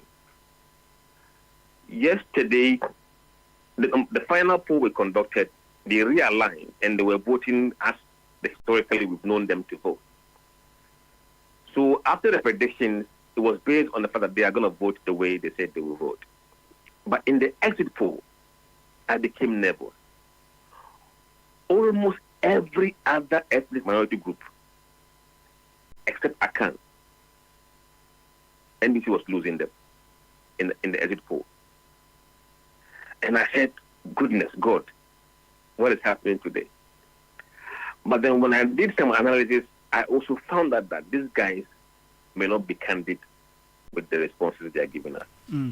So I became very nervous at some point, but then I took comfort in the fact that 50% of the respondents were saying that they will be driven to vote based on developmental projects. And about 60% of those people were voting for NDC. Then I knew that NDC was going to win, even though it's difficult and you can't predict what these guys were doing. So in the exit poll, actually MPP was leading 51% and NDC 49%. And I said, if this is the exit poll, that means NDC has won. Because these ethnic minority groups, they were playing with us in the field. But how were you able to come to such conclusions? We have experience in this job for many years. In Asin, for example, the final poll we did in Asin, MPP was leading by 1%. And in the same poll, we saw these ethnic groups also saying that they were voting for MPP's candidate. And in the end, we saw what happened in Asin. That was exactly what happened in Akwetia yesterday. It wasn't as close as I was nervous about. Right. Now, I'm looking at your by-election report, and you have broken things down, factors with greater influence on how voters tend to vote. And you're saying that many of the people you sampled or surveyed said they were looking for developmental projects. And then you also give us factors with greater influence on how voters intend to vote. And then the education background played some role. Throw some light on what the people were expecting, the track record of the political parties' influence, and the new outlook of the voters in 2025 as was exhibited in the Akwetia elections. Caleb, about 50% said developmental projects. Economy was about 15%. You have education and then jobs, galamsey, 5%, sympathy vote about 5%. Clearly, the dynamics of what people take to vote in this country has moved beyond sympathy when an MP dies. And then also we must always pay attention to the demography of the people. In banking, they call something KYC, know your customer. I think the political parties must adopt know your constituents. Clearly, we underestimated or misunderstood who are Akwetia voters. Akwetia voters, according to GSS, are highly educated. And that showed in the poll, in the sense that majority of the people, over 60% of them, have senior high and tertiary level qualification. Their needs are different. They are not galamsey goers. Galamsey goers are those normally in the lower educational column or junior high qualification column. So if you are pivoting your campaign, you must pivot it in the demography that has the majority. If you are picking a candidate, you must pick someone that appeals to the majority of the people you are looking at. And that MPP got it wrong.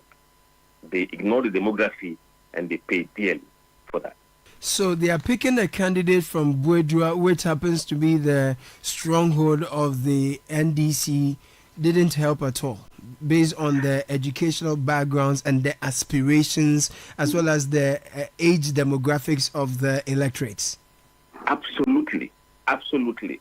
You know, Buedua has the eastern part and the western part. The eastern part is where MPP does well. And yesterday, the numbers that came from there were abysmal. And in the NDC side, they were winning with a huge margin. And this is home ground of Esumid. And the numbers that came from Wenchitu, you could see they were not enthusiastic. They were voting the other way. So we have to really pay attention to data and make decisions based on data and data alone. Because when we get emotional, emotions these days don't win elections. The Gen Z voters are different. They are very deadly and unforgiving. Your messaging must be apt and it must target their concerns. Well, yeah, Musa, while all these are true, we did see the manifestation of money in this particular by-election. Wouldn't you say that played a role as well? Absolutely not. Really? Yes, we've done a survey in this country before the last election. And we measured what proportion of voters will take money and switch their vote. That number was 7%. So if you are investing 100 million into constituency to buy vote, you only get 7% return. That is a big loss.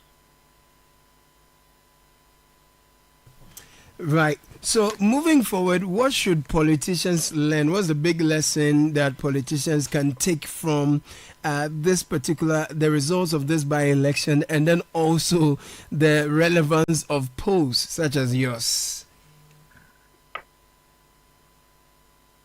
Caleb, the word there is the polls, the survey, research, and science.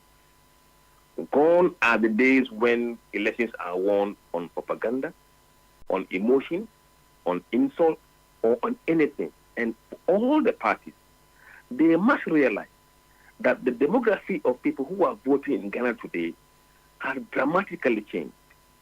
Over 70% of people who vote in Ghana today are below 35 years of age. Caleb, that is something that these guys must appreciate and understand the implication of that. These people are well connected. They are on social media. They do fact check. And when they fact check you and you are lying, that is your reputation and your brand in the gutter. Right, thank you. So this must be one of your toughest but most fulfilling, I guess. I saw some of your messages on social media. You're very excited. Why did it matter so much, this particular one? Because I knew I would have been taken to the slaughterhouse. They were preparing to take me to the slaughterhouse, Mayanka, to finish me kwata if I got this wrong. Right. Anyway, thank you for talking to us. Well done on congratulations on a job well done. That was a very close poll. It really mirrored the outcome. Musa Dankwa runs Global Info Analytics. He's been speaking to us on the results of the by-elections that came through last night. A couple of things I'm picking from him is that there's a stronger correlation between higher education and the aspirations of electorates. They link their decisions, or they base their decisions on developments and outlooks for themselves, and not just their historical political affiliations of their lineage and things like that, for want of a better word. And I'm surprised he said money didn't play any role in this particular by-election, because I did see someone actually almost doling out money to a journalist who was, on live television reporting, and the guy was holding a stash of money. He almost gave to the guy. He saw him with a microphone and saw the camera and said, "Oh, okay." Then they passed. There was money.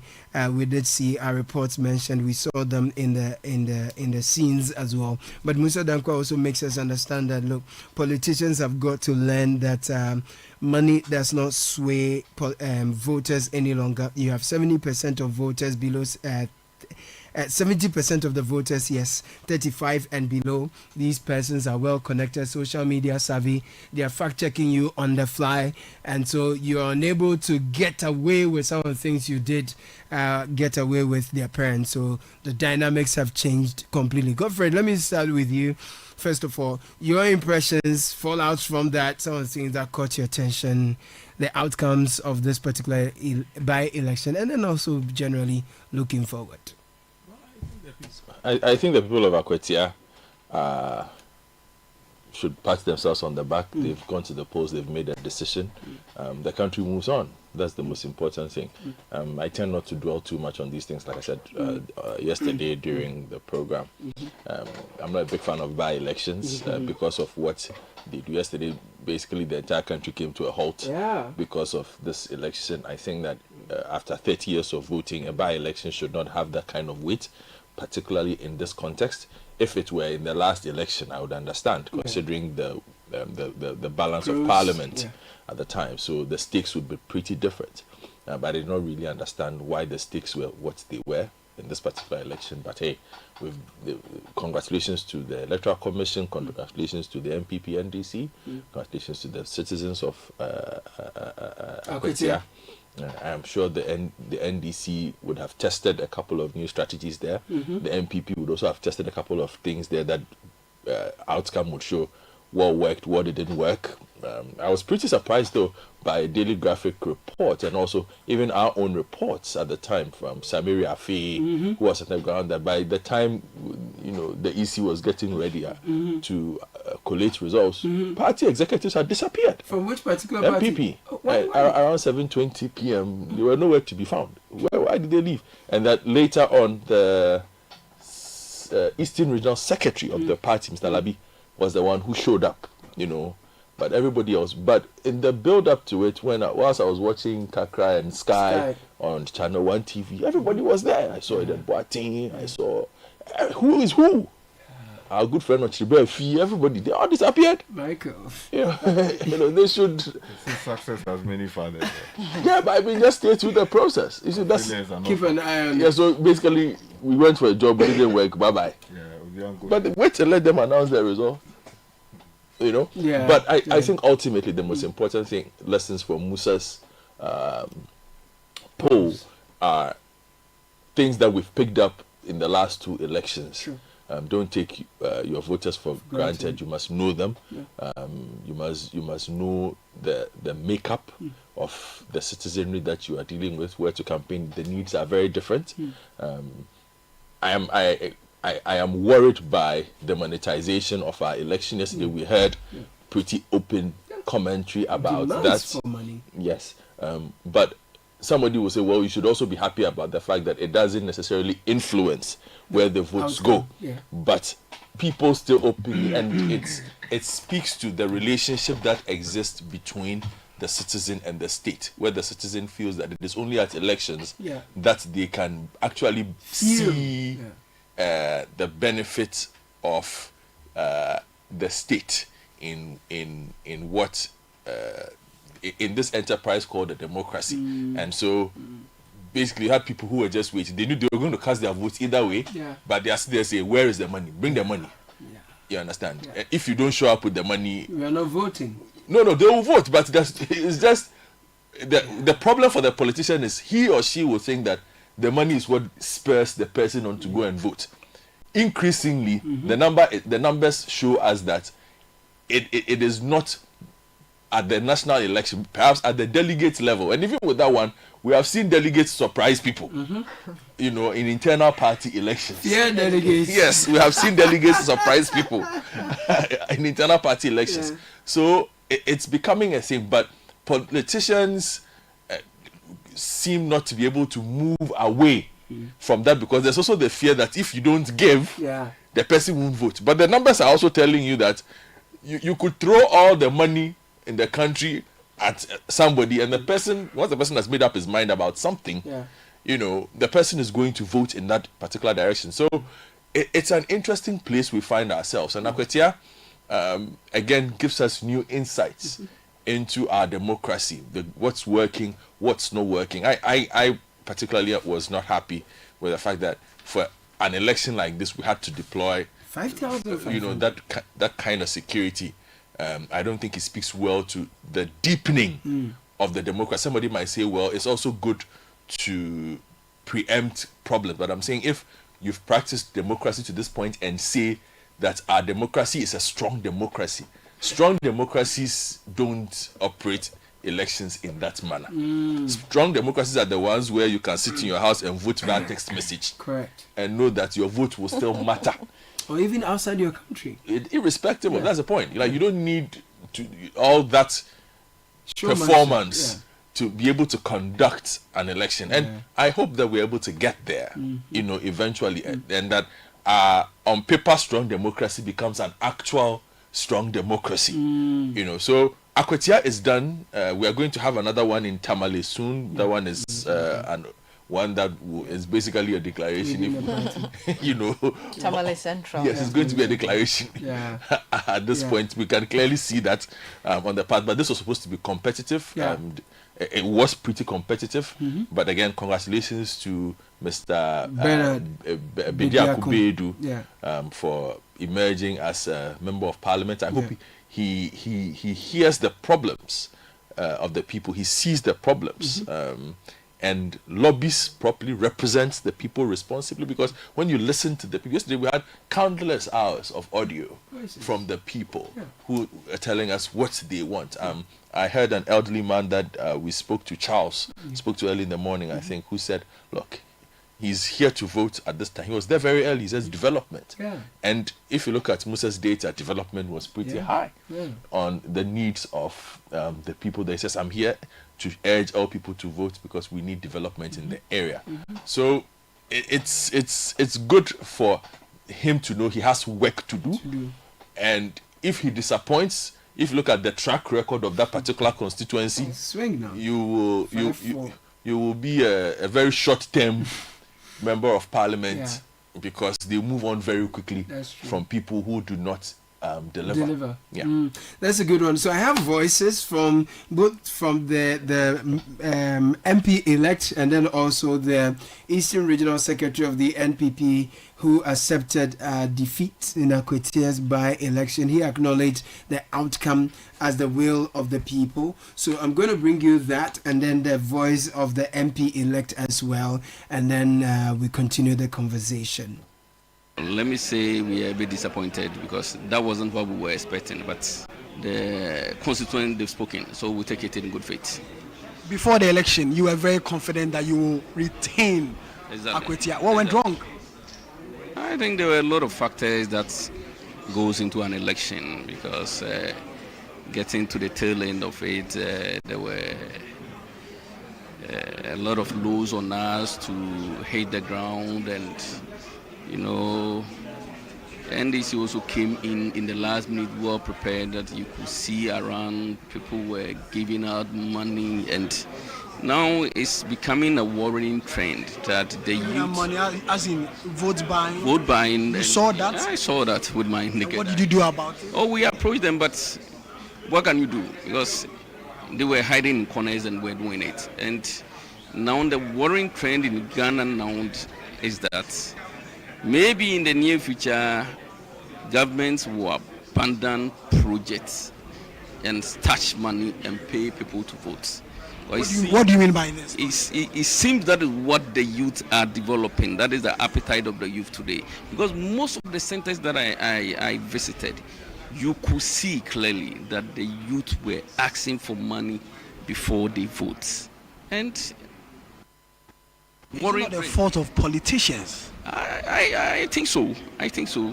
It's the fault of the politician. But the way the country is going, if care is not taken, I think government will stop developing the country and rather go the Nigerian way, whereby you starve them of projects, and when election is approaching, you increase salaries, you give them money, and they vote for you. Ebenezer, this is how far the good Lord has brought us. You have said it all. The confidence has always been there. It is not just mere confidence out of nothing. It was born out of the good work we had done. After engaging the people, we read their reaction towards the message we gave them, and we saw that it had really imbibed. They gave us a hope, some hope of a sort, which hope has resulted to what we see today. I mean, we've always been very confident. I told you, I don't know whether I told you guys that we've been in this game for a while. If you are in it and you are losing, you will know, except maybe if you don't want to be honest yourself. I told you what we were working out at that moment I spoke to was with regards to the gap. But as for the win, what are we witnessing? We've won. For me, I've always said that, you see, when you are going to such contests, there are a lot of things you will hear. But I don't focus on tangentials. The focus is on the main ball. My focus is to have my message delivered, the people accept it, and then they take it up to make sure victory is delivered. Indeed, you see, some of these comments, if you are not careful, you'll be swayed by them, and then you go outside the main target and then be dealing with, well, let me put it this way, unnecessary stuff. Because you see, I shouldn't have been in the race as in what? I mean, that I was disqualified, or it was an illegality on my part or what. And so we've gone past that stage. Elections were held. We have the results. Sorry? What do you plan to do? Development. We've always said that, you see, Akwetia's name has always been with regards to mining. You can't take away the mining, okay? We only have to do it lawfully. That's what we're going to work on. Where we are now is a GCD property. Hitherto, just Mahama came to power, the place was in darkness. If you recall, we did the same coalition here, and we had to put on some solar panels and all the lamps and all that. Today, and it wasn't because of the by-elections, it was even done before. Today we have electricity. It is the first step towards getting GCD back on track, which can employ thousands of people. There are other things we are looking at. Essentially, it came from the president. Of course, it's a central government policy, and we need to remind them some of these things. We are grateful to the people of Akweti. It is a clear mandate, and we not take it for granted.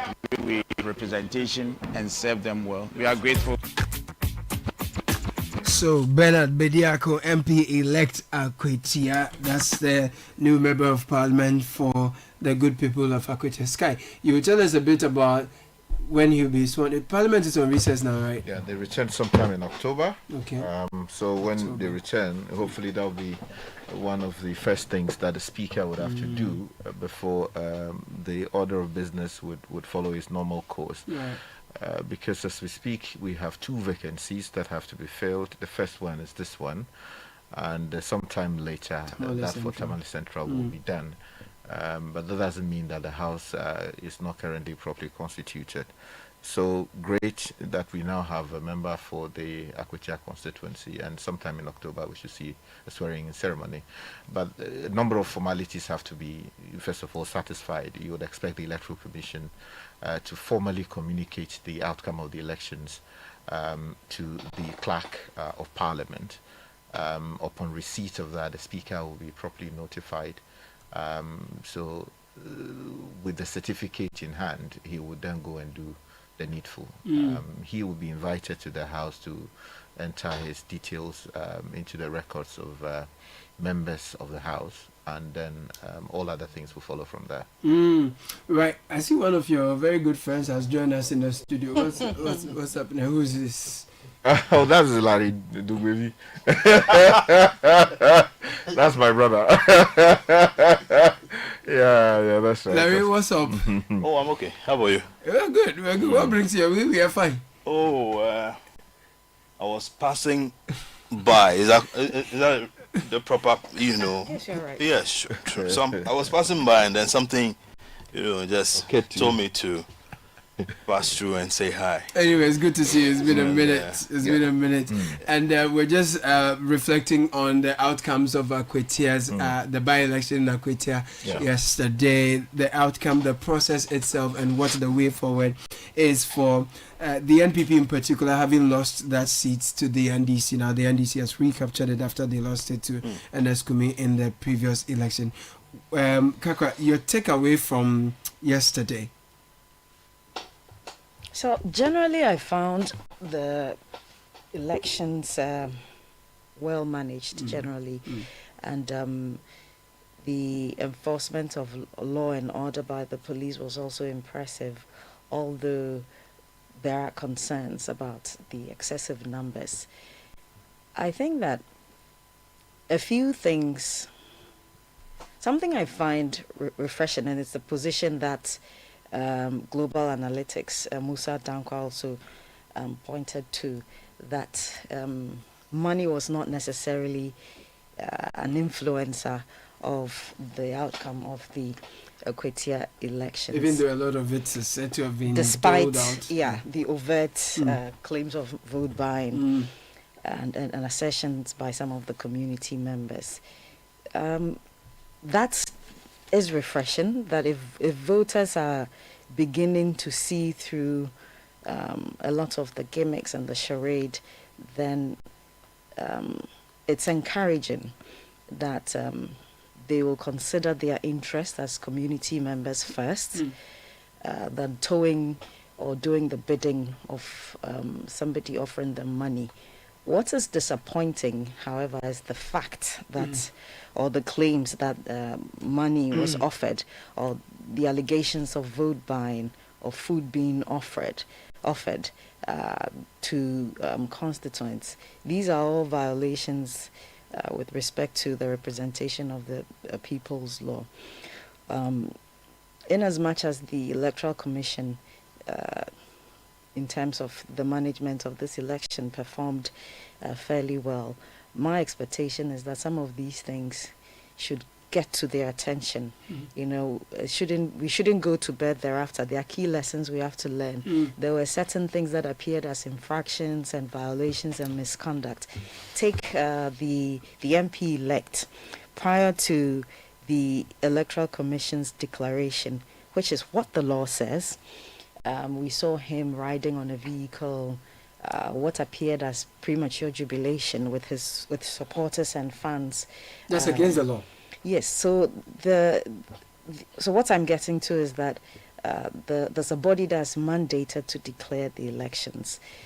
You may want to address the public and say that your calculations and your figures put you in the lead, or show that you are the winner, but you'll wait, until the person mandated declares the election. I thought that was inappropriate, especially particularly for the newly elected MP. I also think that how do I put this without sounding rude? I also think that you know what? Scrap that. I also think that I've been on the case of the IGP for some time now. I think this time around, the IGP, proved his mettle, did a yeoman's job because initially the entire you did mention that you are unimpressed. Yes, because of the happenings in Ablikuma North. Yeah. In that limited by-election. But despite, you know what, it felt assuring to see how the police officers were properly structured, especially at the collation center, because we saw previously supporters pushing their way through the security some and flying. Exactly. So exactly, some flying, what have you. So to see the kind of organization, this was, a standard better. But the challenge really is the 5,500 men, because that cannot be sustained, and that goes into the concerns about the costs of elections. And this is a constituency, a by-election at a constituency is not that crucial, and it's a swing seat. So I kind of feel like that will go into the concerns we have about the expenditure that is involved. But generally, congratulations to the winning party. Also, congratulations to the defeated Solomon Sumedu. At the end of the day, Akwetia wins, Ghana wins. We hope that the promises made, they will deliver on them. That's very important. Now, Sky, prior to this, we did see. Make me say anything. Oh, no, I will come to you. I know you are itching to control. But you may want to hear him. Okay, Larry. You're behaving as though. I'm sorry. Go ahead. Did you hear the other guy's voice, as in the MPP candidate? The one who accepted defeat. Yes. That's the general secretary. The one I played this morning. No, he's referring to the vanquished in the election. Was he around after Esumedu? Yes, I never, I didn't hear him speak. What are you driving at? Because very often you could see party officials, talking on his behalf, or would say that, he's even around. but strangely, what are you driving at? No, well, it's an observation I made. It's an observation I made. Actually, what his supporters said was that he's a man of few words. He's a man of action, but he doesn't talk much. Are you sure that's what he said? Yeah, that's what the candidates, his supporters told our reporters. As a sign of camaraderie, it will be expected that once the elections are over, the victor has spoken. Yes. The expectation is that you will also issue a statement, to concede and also congratulate the other person and wish the constituency well. I think you are considering the money you've invested. But for me, anyway, but that's an ideal situation, right? But before then, he needed to have marketed himself to the people he was seeking to represent. Right. I mean, nobody heard his voice, or even if anybody heard his voice at all, it was just within the constituency, or maybe the people who knew him. As we speak, you can't put the voice to the man, can you? Oh, I've seen his videos on socials. I heard him talk in interviews. You what? Oh no. Like I'm saying, when I hear his voice, I can identify. If you can't, that's okay. Oh, I'm just saying that maybe if he had marketed himself properly, he would have, maybe retained the seat for the MPP. No, also that they had a very short time to campaign. Oh, but this is party executive, constituency secretary, party financier. He's a very influential man. Yes, but sure. And so from nowhere he became, No, the people have made a choice. Let's give it to them. But you are trying to say that he didn't do enough work to merit I think so. He could have marketed himself better. Okay. I think so. He could have marketed, and then giving whoever won a run for his money. I mean, that also becomes a measure by which his performance will be judged. He garnered 15,235 votes. That's not bad.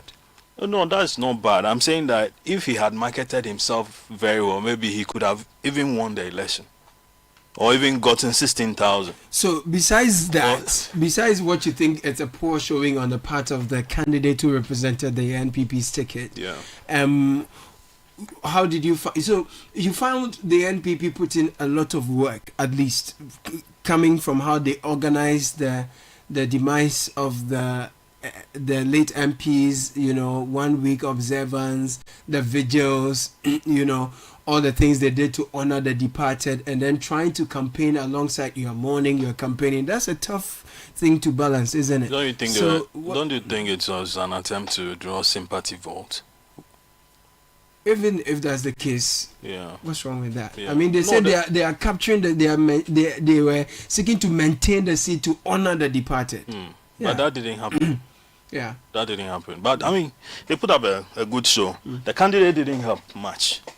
Okay. You think that the candidate was a problem? Yeah, I think the candidate was a problem. Because, I mean, you are going against a lawyer who obviously knows the area, an NDC constituency secretary, and you being the treasurer on the other side. I mean, it's a terrain that you guys know quite well. Right. So you know where to go, what to say, you know the problems of the constituency and all that, and the needs of the people. And yesterday I was on Channel 1, and there was a team that ran through most of the people that your guys spoke with, Sami Wiafi spoke with, or most of your reporters. They kept talking about jobs, and how Galamsey in that area wasn't sustainable. That was refreshing to hear. Yes, and I mean, they would want to do After something months, else. Exactly. Done, they have to move. Yeah, one of them even pointed at a bridge, that linked two communities together, that people had, searched on and doing galamsey on it. I mean, you can imagine what that means. Polluted water, destroyed environment, and then poor roads all over. So Akwetia, I heard the elected MP talking about how electricity is connected. It's disconnected. Yeah. So the constituency has a lot of needs. Yeah. So I mean, the MPP guy could have also trumpeted this thing, very loudly. No, but the argument though was the fact that, I mean, if the people say they are big on development and that's what they really wanted, then you have a government that has an overwhelming majority in parliament. You want to have an MP who will be able to catch the attention of the governing party and its ministers to draw enough development to the area. So that only goes to say that if that's the rational decision they made, then it wasn't necessarily that the candidate on the other side or the losing candidate was necessarily bad, but because the people made a choice that, look, the overwhelming majority of parliament is the NDC anyway, so just go with that, and so that you can attract some favors to get development. But by that argument, you meant that just 8 years down, people have changed their mind, because the seats that was in the hands of the MPP, so suddenly they no longer want it. I mean, campaign was was put up for the guy who had passed. Yes, Ernest Kumi. Ernest. And so even his memory, somebody will want to vote for because of that. You get it. But if suddenly people are running away from that, I think what I'm saying is this, that I mean, the MPP or the candidate could have put up a better fight. Okay. So regardless of whatever it is, even I mean, it's a swing constituency. It has become swing now. Exactly. Anytime. No, not now. It's always been a swing. It's always been swing. It's always been swing. So it's a constituency that's a swing constituency around very strong blue constituencies. Well, because you have a force area somewhere, you have all of them. Yeah. Because of the diamond, I think a lot of settlers, settler communities are here. So what's the future for the NPP? And I mean, you have about 88 seats in parliament. Now you put that question to. No, we have. When I was going to ask her a question, you said I should come to you. Now I'm asking. No, he is an authority of parliament. Go ahead. No, so how should the NPP regroup? Oh, well, they tell us that they are still rebuilding. Okay. Yes. So, and because of that approach, they've adopted the top bottom. Yeah. Let the flag bearer first before National Executive before sure. I mean, well, that is what they think will help. Let's see how it goes. We can only watch. Sky and comment. Outcomes, results, and the way forward. It's obvious to me that there's going to be a lot of expectations on Bernard Bediako, and if he fails, that people are going to deal with him in the next elections. It's becoming clearer that voters are brutal with where they affix their thumb. They don't just go for what colors or what music they've heard or which t-shirts they got or even money they've had.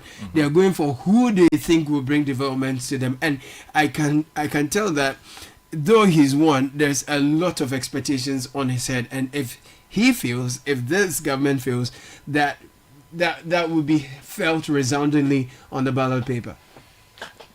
Well, first of all, I think we must be careful not to mischaracterize what members of parliament are to do. And I heard that... based on the fact that, based on the assumption that, forgive me, they themselves go around trumpeting their development agents. But again, our job as journalists is to reset that kind of mindset. The job of a member of parliament, with the greatest respect, is not to go, about building things for his or her constituency or building factories and all of that. That is not the primary responsibility of a member of parliament. Of course, it becomes incidental by reason of some of the funding that they sometimes get, for instance, from the District Assembly's Common Fund, and then also lobbying, in some cases, development agencies from external or local sources to bring in development, or maybe going into ministries, departments, and agencies to lobby that, okay, I have this particular problem in the constituency. Is it possible you come and fix the problem?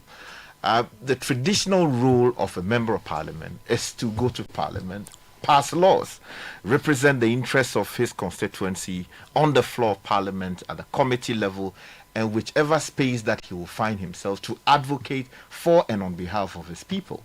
If there are policy and regulatory or legislative decisions that are to be taken in parliament or at any level, the member of parliament is to measure that impact, the impact that decision is likely to have on his constituency, and advocate strongly, either for or against a particular legislation, knowing that the interests of his constituency at all times must be protected. But for some reason, in Ghana, we have mischaracterized that, so that the thinking is that the member of parliament should come and bail things. Whose fault is it? I'm saying that parliament himself. That's when they mount the campaign, they tell us, yes, bring us water, and he's part of the district assembly as well. No, so there will be toilets for us. Local government. There will be roads and schools. No, you see, I'm trying as much as possible to correct the wrong impression. Correct the impression, because as journalists, we have a responsibility. That's the reality. Bro. Well, and we've been at it for how many years? That's what it is. You see, we need to correct it. Otherwise, it continues to hurt us, right? The reason a government in power will move bulldozers to a constituency and say, we are building roads for you, because a by-election is coming, and pretending that's not the reason they are doing it, is because of a thing like that. Now, the member of parliament is coming, and we... As a result, you are seeing these. Exactly. It is wrong. Of course, the member of parliament, as I've said, has a duty to advocate strongly that, hey, in my constituency, we don't have water. Bring the minister responsible for water resources to come and answer questions on this particular matter. Harp on it. Go to the ministry. Are there funds that the ministry has for provision of water and all of that? Insist on that, and get some work done in the constituency, or speak to the donor agencies. But for some reason, we now believe that it is the MP's job to bring us all of these things, and that is not fair to MPs. But again, like you said, they themselves have played a huge part in this mischaracterization of their responsibility. My challenge with our MPs is, when it's election time and you raise these issues to them and you tell them that, look, your core job is to be a legislator, to go to the house of the people, the representative of the people, and then formulate laws that will govern how we do business and live our lives. But during campaigning seasons or on the campaign trail, you go around promising heaven and earth. You come and after the election, you come and you are complaining. When you tell them this during campaign time, they will insist that, it is their responsibility to provide TNT and water for the people who are moving from here. And as development agents, they have to reassure the people of their capacity and influence to draw development to them. After that, when the pressure mounts on them, people are demanding all things, including dowry for wedding and school fees and roads and bridges. Then they come crying to say the media should support them because people are putting too much pressure on them. It's unfortunate that some do not understand their role as lawmakers. Are you sure they don't? Well, that is what I would say. Convenient understanding. Because I think that there has got to be some reset in this area, so that people understand fully that, look, your DCE, your MCE, your which other one it is? DC, MC, MMDC, Metropolitan Municipal District. Yeah, that's right. The Metro Chief Executive. They are supposed to be the development agents at the local level. They are the people who receive the budgets.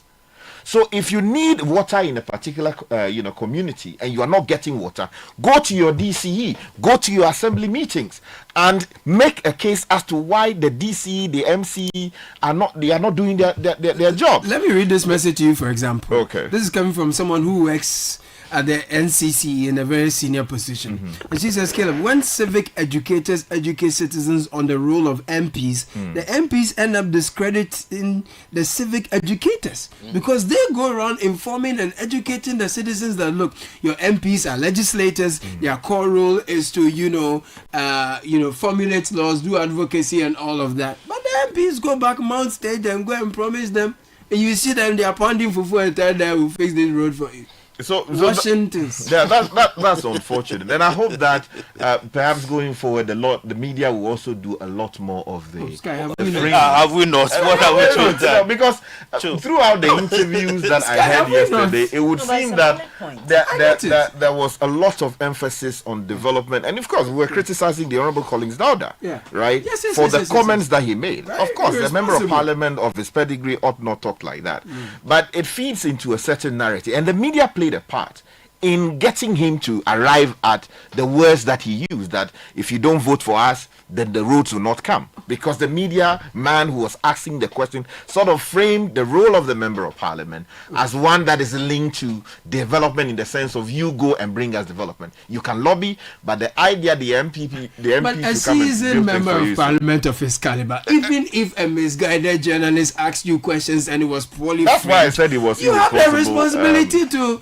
as it were, set the record straight and let the people know that the MPs are development agents. Their core job is to legislate laws and not to bring road and all that. But if you go ahead to say that if he were the president, he wouldn't fix roads and things like that because they didn't at the time. That was a major assuming quite irresponsible. Let's not do that. So are we talking about this, what do you call it?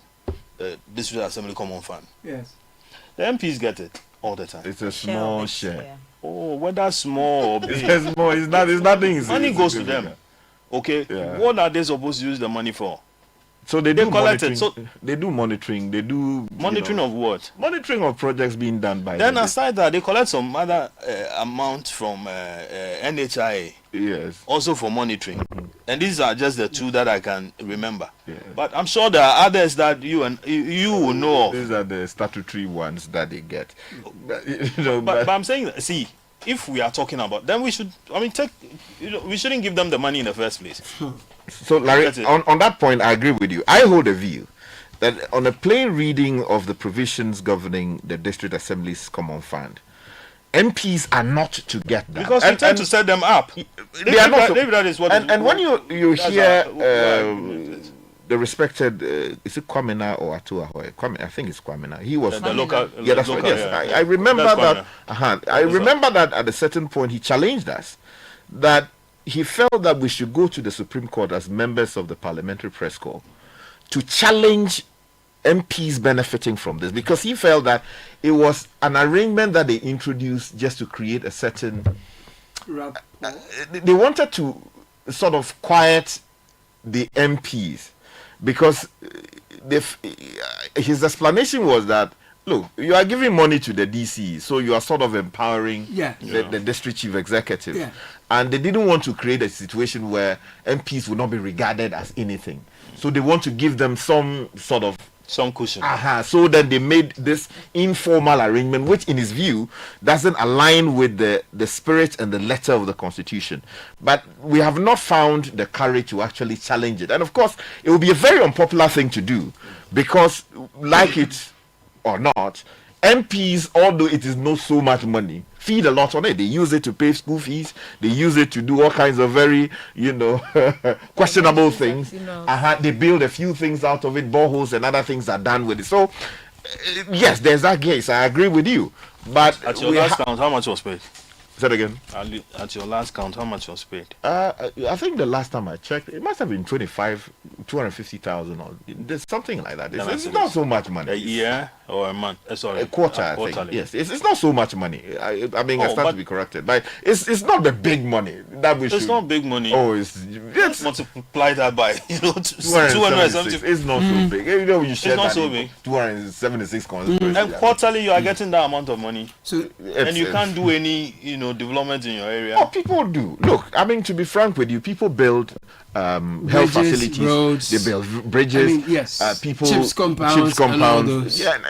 People pay fees. I mean, some people's entire educational life has been taken care of by District Assembly's Common Fund, and there's some value in that. But the question is, should we put the MP in the minds of the people that he is a development agent in the sense of bring us development? That creates a problem. And yes, and I think that there's a problem. He's using that money to construct whatever it is that he's constructing. People, he puts people in unexpected mode. So I've got some of your messages, Sky. Meanwhile, I just want to make a quick comment on the MPP's performance. If you look at the results, yes. So in 2004, Ernest Kumi, the departed MP, had 19,269 votes. This is 2004. 2024. 2024. Yeah, so making up about 52.83% of the votes. Then the NDC's Henry Yadombwachi had some 17,206 votes, making up some 47.17% of the votes. The total valid votes were 36,475. So the MPP won with some 2,063 votes, which would have been some 5.66% of the votes. Now, if you look at the by-election, the MPP's vote came up to some 15,235 votes. Yeah. The NDC went up from an earlier figure, 17,206 to 18,199 votes. Yeah. The LPG had 82 votes, and total valid votes came up to 33,819. Now look at the voter turnout. In the general elections, the total valid votes was 36,475. That has fallen to 33,819 in the by-election. Yeah. Now, if you look at the margin of victory, the NDC candidate won by some 2,964 votes. Almost 3,000. Yeah, that's right. Which will come up to some 8.76, percent of the votes. What does that tell you? What it tells you is that the NDC outperformed itself compared to the elections before. Right. And in the case of the NPP candidate, he lost votes. If you assume exactly he lost vote, and now the margin was about some 2,000, some quite nearly 3,000. Yeah, that's right. Because if you look at it, the NDC had a net gain of some 993 plus votes, compared to the MPP, which lost some 4,000 votes. Now the question you ask yourself is, what would have accounted for that? First of all, for some reason, the MPP decided they were not going to hold an internal primary election to decide who should be the candidate, right? So they chose a compromise candidate. The idea, if you spoke to people close to the situation, was to ensure that there was no division. All the people were preparing to lace their boots to throw their names into their what's the name? The expression, their names in their hat into the ring. For some reason, the party took a decision that, look, we will not allow a contest. Let's go with a compromise candidate. Now, the question you ask yourself is, what kind of work was done by the party to come to that conclusion? Was there some research done as to assess the capacity of the candidate to deliver the constituency? That's a question to be asked. Of course, there are those who will quickly say that, there may be other factors. It's the by-election, the government in power. They'll bring all the executive influence to bear and all of that. There will be some force in that argument. But as a party, what work was done as to arrive at the decision to say that, look, they said the guy was resourceful. he had a lot of money. You see, he's been funding the party in the constituency. So this is the guy, the treasurer, all manner of, I believe that consensus building is part of the democratic process. Okay. But you see, acclamation is also part of, I don't have a problem with that. I'm just asking. Top-down decision making. Yeah, they are doing that present. But you see, when you have an outcome like this, just after 8 months or so, right? Regardless of how the former MP was treated with all the court actions and all they all came within the provisions of the law, so people can question that. But let me interject a bit. Caleb, are we looking at what took the Kumi to court? No, we're not looking at No. We should look at that as well, because if the NDC guy before had issues with that particular contest, for which reason he took the matter to court, obviously, and the numbers that have come out since then. But it can obviously be a judgment on what may or may not have happened in 2000. We can also look at it. Gentlemen, we can consider that as well. We've heard your voices in a bit, our voices in a bit, and our listeners are also a very important, integral part of this conversation. So some of you have sent your messages, 0549-986-996. I'll be bringing you your voices shortly. In the meantime, before I do that, when you buy anything, it's got to be the very best. Please, Diamond Cement is your cement of choice. It has the highest quality cement on the Ghanaian market with this 42.5 hour grade. We have the 32.5 hour grade as well. Great value for your pocket. We've put smiles on the faces of homemakers, homeowners, block makers, and supported numerous constructions since 2000. We are rated green by the EPA. So choose Diamond, okay? If you want to buy Diamond Cement, please find us across the country. We have factories in Takoradi, Aflao, and Buepe. Please call 0540-111-978. Diamond Cement is still as hard as a diamond. And for all of you who are passionate about building, now, if you're looking to do things differently to level up your skills and get ahead in this challenging job market, doing things differently is what the Design and Technology Institute, DTI, is all about. They offer programs ranging from precision welding and fabrication, design innovation that includes graphic design, sound engineering, animation, photography, etc., and entrepreneurship. Now, our programs are internationally recognized by the American Welding Society, PSN, BTEC, and Citi Vet, so you can shine here in Ghana or anywhere in the world. Check out DTI, dtiafrica.com/admissions. Call us 054-169-3534 for more information. Kakra. Yes, Caleb, when it comes to business trips, you need travel that fits around your schedule. Fly Emirates to Beijing, Shanghai, Guangzhou, Hangzhou, or Shenzhen in the Chinese mainland with the convenience of daily flights from Accra via Dubai. On board, you can relax in comfort, world-class hospitality, explore up to 6,500 channels of entertainment, and stay connected with free Wi-Fi. Get more from your business travel with Emirates, your gateway to the Chinese mainland. Yeah, man. Fly Emirates, fly better. Sharp. Discover the refreshing taste of Piva beverages. Enjoy the classic Piva Cola flavor, perfect fit anytime. How about a fruity adventure? Try our delightful Piva orange fruit drink, packed with recognized citrus flavor. Craving something exotic? Piva cocktail fruit drink brings the tropics to you. For a sweet and juicy treat, grab your grapefruit drink. And don't miss out on the refreshing Piva Tangy fruit drink, bursting with tangerine flavor. Piva Cola, Piva Orange, Piva Cocktail, Piva Grape, and Piva Tangy. Grab yours today. Sure. Available now at your local store. So you can call 0550-032-231. Piva Beverages, a taste you will love. Okay, so on that taste you will love note, we'll take a very quick break. When we are back, I have your comments and more messages, more conversation. 97.3 Citi FM. Stay with us. This is the City Breakfast Show, the city's biggest conversation.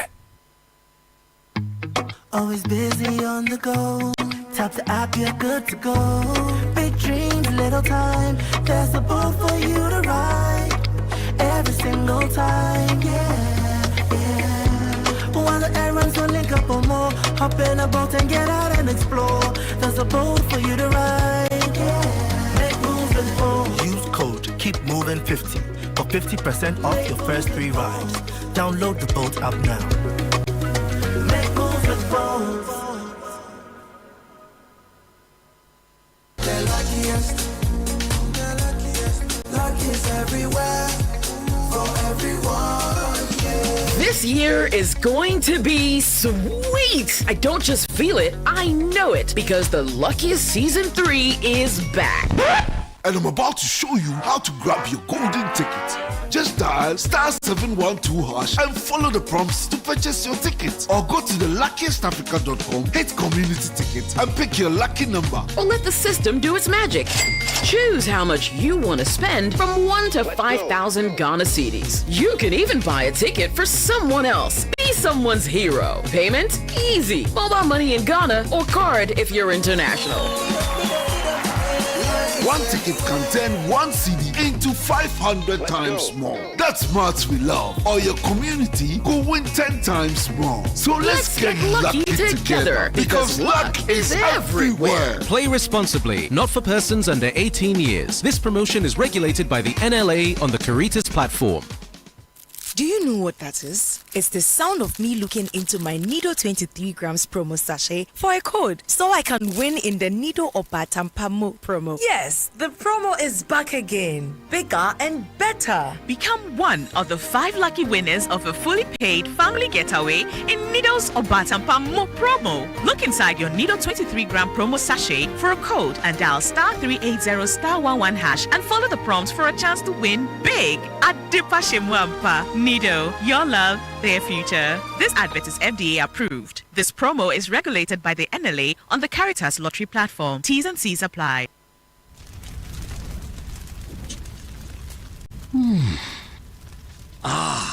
Somebody's burning something.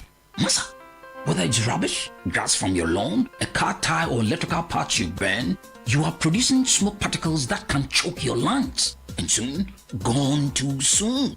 Look, all the fumes you already inhaled from the vehicles, the dust on the road and all that, they are choking your lungs. And guess what that can lead to?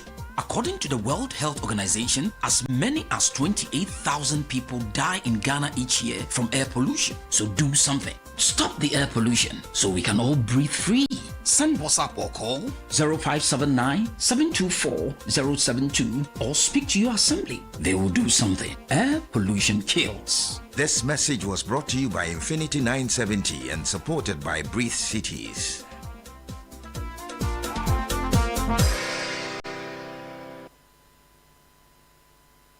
It's the Electroland Back to School promo. Get huge deals on NASCO LED TVs from 899 cedis, washing machines from 1,399 Ghana cedis with free iron on some models, AC from 2,799 Ghana cedis, TCL TVs with free 43 or 55 inches TV on selected purchases. Grab a Samsung 43 to 65 UHD Smart 4K TVs and get a free TV wall bracket. NASCO top and bottom mount fridges from 1,499 Ghana cedis with free portable juicer. Ceiling fan for 449 Ghana cedis. Grill microwave from 949 Ghana cedis. Garment steamer for 699 Ghana cedis. NASCO blender for 219 cedis. Tabletop burner for 449 Ghana cedis. Rush and get yours. Visit www.electrolandgh.com or call 0503 159 739. Don't miss out on these amazing deals. Join the conversation on the City Breakfast Show on Facebook at facebook.com/City97.3, Twitter at twitter.com/City973, and Instagram at instagram.com/City973 with the hashtag CityCBS.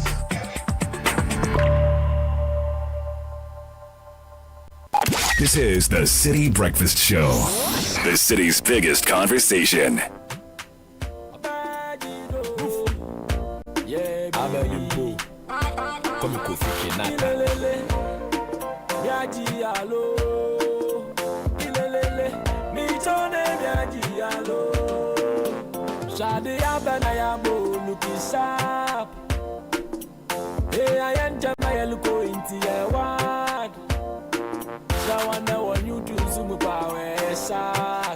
You go survive when you mama when you so look smart. party man soon and to copy. This year I am Padamadino. Sika say ne pepe. This year I am Yadamadino. TV series is ten. This year I am Shadamadino. Japol Monday to Sunday. Software I am Padamadino. All right, Kofi Kinata. On our way. And it's 33 after 9. Godfrey Akutubuavo is here. Richard Dalaskai and Larry Dogbe has joined in. Kakra is here as well. No, I have some messages for you. And before I read your messages, the KGL Group in partnership with Parliament presents second edition of Democracy Cup titled KGL Democracy Cup 2025. 5th September 2025 is when it's happening at the University of Ghana Legon Stadium. It promises to be amazing. We have 2 football games this year. The first one will be a ceremonial game between Parliament and the Judiciary. That's at 3 p.m. on the same day. The second one is between Accra Hearts of Oak and the Accra Great Olympics. Kickoff is exactly 6 p.m. Be there to witness the live action and also stand a chance to win massive prizes, phones, t-shirts, caps, many more from the KGL products. Get your tickets, 20 Ghana City regular, 200 cities VIP. There is more in store for you in the VIP session, so come and check them out. 0206-066-833 is the number. Call to be part of this memorable event. KGL Group Democracy Cup, One Nation, One Vision. Now, are you passionate about building a stronger, greener future for our nation? Tired of dealing with structures that can't withstand the elements? GASEM, the nation builder, stands with you every step of the way. It's time to upgrade. Introducing the all-new GASEM EcoCool. Not just any cement, is made to overcome all your building and construction challenges while being sustainable and eco-friendly. The first 1 million EcoCool bags purchased for the first 1 million EcoCool bags purchased, 1 Ghana Cedi will be donated to the Tree of Life Restoration Initiative. With GASEM EcoCool, you're guaranteed super quality and a flawless finish every single time. Why settle for less when you can build with the best? Make EcoCool your go-to choice for any building project. GASEM EcoCool, cementing a sustainable nation. GASEM, the nation builder. Okay, so some messages for you, Caleb. I'm praying voters in Konkatamanso develop the attitude of voters in Akwetia or Medina. Our constituency has never been blessed with productive MPs. From Afutagbo to Joti, we have never felt represented. Kofi Igbon. Konkatamanso, their roots are terrible. Daniel from Lashibi Community 7. Caleb, the issue about the money is the fact that the average Ghanaian voter has become very assertive. If you bring money as a politician, we will only take it as part of our own looted tax. Okay. But we already know who we are voting for. We will keep teaching them lessons until they learn it. We will keep teaching them lessons until they learn it fully. Hi guys, yesterday's by-election was well managed. Unfortunately, this could likely be the last election supervised by Jean Mensa and her deputies. I guess they've signed off well. Kofi in Tema. I guess in relation to the departure of the Chief Justice from office, the removal of the Chief Justice from office. It is bent but definitely not broken. We in the NPP have to reorganize and re-strategize, and surely the brand NPP will be acceptable to Ghanaians again. Kwesi Reynolds in Agbonaudo. It's been a while I heard from Kwesi Reynolds. Yeah. Now from Tema. Hello, City Newsroom. I have been listening to the discussion. I wanted to ask Mr. Sky, please, does this mean that Member of Parliament essentially acts like the lawyer or legal representative of their constituency? Sky, if you can answer that quickly. Yeah, not a legal representative. I mean, that creates the impression he's acting as a lawyer. Yeah. But he's basically an advocate for the constituency to bring matters in the constituency to the attention of the nation and the people who are responsible for those cases, so they can deal with those issues for and on their behalf. We have a message from Kumasi Abdul Razak. Good morning. Says that the NPP made a big mistake by not conducting a primary. They keep repeating the same mistakes that have cost them seats in Parliament. Good morning, guys. You all seem not to understand what Sky is saying. He's only agreeing with you on the things that are done by MPs and constituents to wrongly have the notion that MPs are to develop their constituents. He's advocating for action to be taken for the right things to be done. This is Adolf from New Bawe. Sending that one in. But on overall, again, I am quite a few comments on the NPP on this end. I guess this puts them in an interesting area because we've seen the fallout of the last election on the NPP. They seem to be trying to figure things out. Hasn't been helped by the fact that they've stepped from a major national election into a major internal election. So they haven't actually had time to even sit down to figure this out. So now we have the battle for who becomes the flag bearer of the party. So the strategy of the party is a bit not coherent at the moment, and I don't want to spend too much time going into that today. I think prior to the last election and during the election on our coverage, we spoke a lot about what needs to be done with the MPP. But I must say the MPP needs to look at its leadership. Everybody says it, and they don't seem to believe it is a problem. Which part of the leadership? Every aspect of the leadership of the MPP needs a look at. I'm not. Yes. I mean, there's be a complete reset. If the MPP sits down, the Mama research will affect that place too. Well, the Mama research is its own research. It has its own problems, but the NPP needs to sit down and look at itself. Yeah. To reorganize and reassess. I think it's the Akufo-Addo syndrome. I don't know if it's 16 just years in that space, deciding who sleeps where and who, how. I mean, listen, this was bound to happen. Yeah, but 16 years in that space. Chief, deciding who I like. I don't like this guy. I will appoint that person. I prefer working with Freddie Blay and not Afoko.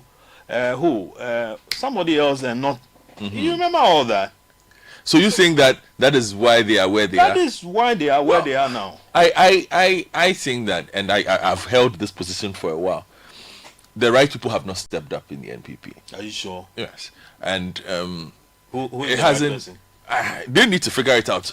It's not for but me. you are saying that by your assessment, the right people have been stepped up. Yeah, but meaning that I know one or two. Like, hold on, it's pretty obvious. Unless we can't tell that this is obvious that they have leadership challenges, or somebody to call the party to order to say, can we do this in a certain way? There hasn't been the cultivation of a certain kind of leadership within the party for some time. They are struggling because of that. Hopefully they're able to fix it, because I think it's a cycle that all political parties go through, but most of them also work at it in order to be able to get there. So hopefully they're able to fix those leadership issues that they have. But in my estimation, I humbly submit that they do have leadership problems. It is impacting them in a lot of ways. It impacts. You see, the thing is this: if the person you are asking to vote for you is not convinced that you can run your own party, you cannot, or you have control over a small space like a political party, you will struggle to convince that person to vote for you to run a country. And that is the problem that they have. A lot of people look at them these days and say, you are a mess right now. Why should I give you the opportunity to come and fix my mess when you can't fix your mess?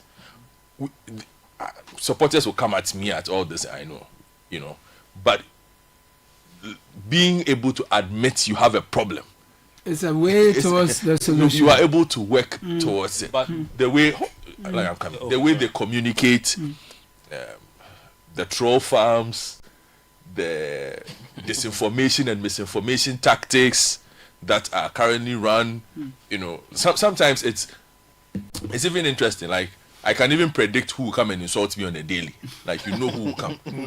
Yeah, based on what is said. If you go on Facebook, who will say what. Yeah. There's no diversity in the thoughts. There's no sophistication in the process. You expect a bit more, So I hope they are able to fix those problems and come back as they face the national elections. So, we need strong political parties in our democracy. We need a strong MPP. We need a strong NDC. We need a strong PPP.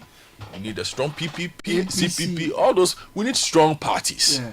Okay, and to have a major party like the NPP in the current state that it is in, whether they like it or not, I think that they have a problem. They're struggling. They need to fix it and fix it quick. Well, given how the NPP is conducting itself since its defeat up until now, is it obvious to you that they are taking steps to regroup, consolidate themselves, and then wrestle power in the upcoming general elections and then all the other elections that have come up, like what we've just had?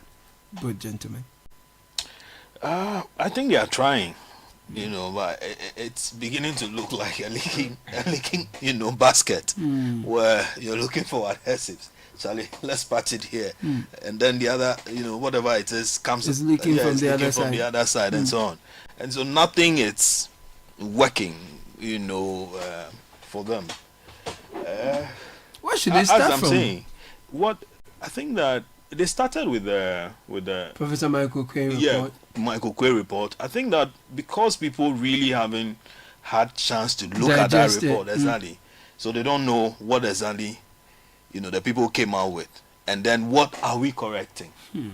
There's only one thing that they seem to be doing from that report, which is that let's have an early election also. I think that came up okay, but fixing the corruption tag, the family and friends tag, and all the things that went on when the party was in office. Most of those things haven't been addressed. Talking to people anyhow, and which other one?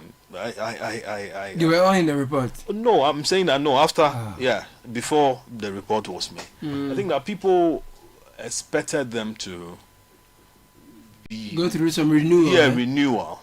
And then, even if possible, just hold an election, open up the space, let fresh people come in with fresh ideas, and then on how to run the party. But it's like, okay, it's the same people again, the people who took us to opposition, who are directing us as to where and what we should do. And with that, legitimacy becomes an issue. Well, you see, all parties, after losing power, in fact, in the shape and manner in which the NPP did, comparable to what happened in 2016 to President John Mahama, face challenges like this. I mean, you remember the Kwesi Botchwey effort to investigate what had gone wrong, and the NDC being dutiful enough to hold that report to its chest, despite attempts by the NPP in those days to insist that, look, the report must be made public, we want to know what's in the report and all of that. It would seem that there is a replay of what happened in 2016, and now after Professor Michael Quay's committee went into investigating what had happened, people are insisting, let's see the report, what is in there. I mean, I honestly don't believe that any political party with its head properly screwed on would want to put out a document like that. Although I would sympathize with people who would say that, well, the public have a right to know, because, if you look at it, these are, although they are private in a sense, they are public institutions, because people invest their time and money and resources, and the Supreme Court appears to have recognized that in a leading decision. So I identify with that. But looking at it as someone who is looking at the fair facts, I don't think that it will be in the interest of the NPP, just like the NDC did, to put the document out there. The people who should know will know.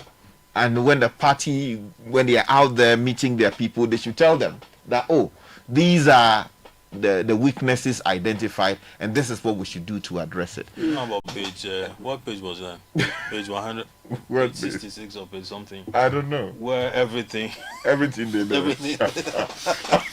But you see, I just think that in an attempt to sort of address the problems that they have, they appear to have turned a number of things on their head, and of course, the claim is that the committee proposed that do an early. We have not seen it, so we go with their claim. But I have difficulties with that because, for example, we have not seen the kind of maturity that would have brought all 5 of the contestants together to say that, look, yes, we are fighting for an election in January, but for now, for purposes of getting some pride that the party is still in some formidable state, let's go to Akritia together. let's prosecute that election to the glory of God.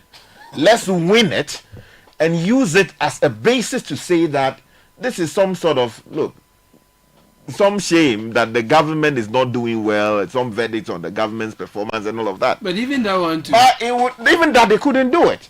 So you have 5 people who are fighting to lead a party, a vehicle that is in a very, very terrible shape, and they don't seem to be concerned about doing everything possible to repair the vehicle, make it trustworthy. That even if you put the worst candidate of the lot on that ticket, it should be able to say that, look, it's a formidable vehicle and will deliver victory. So it would seem that so the egos at play. Yes, put everything aside. All the people talking have big money, have invested so much in executive elections, national elections.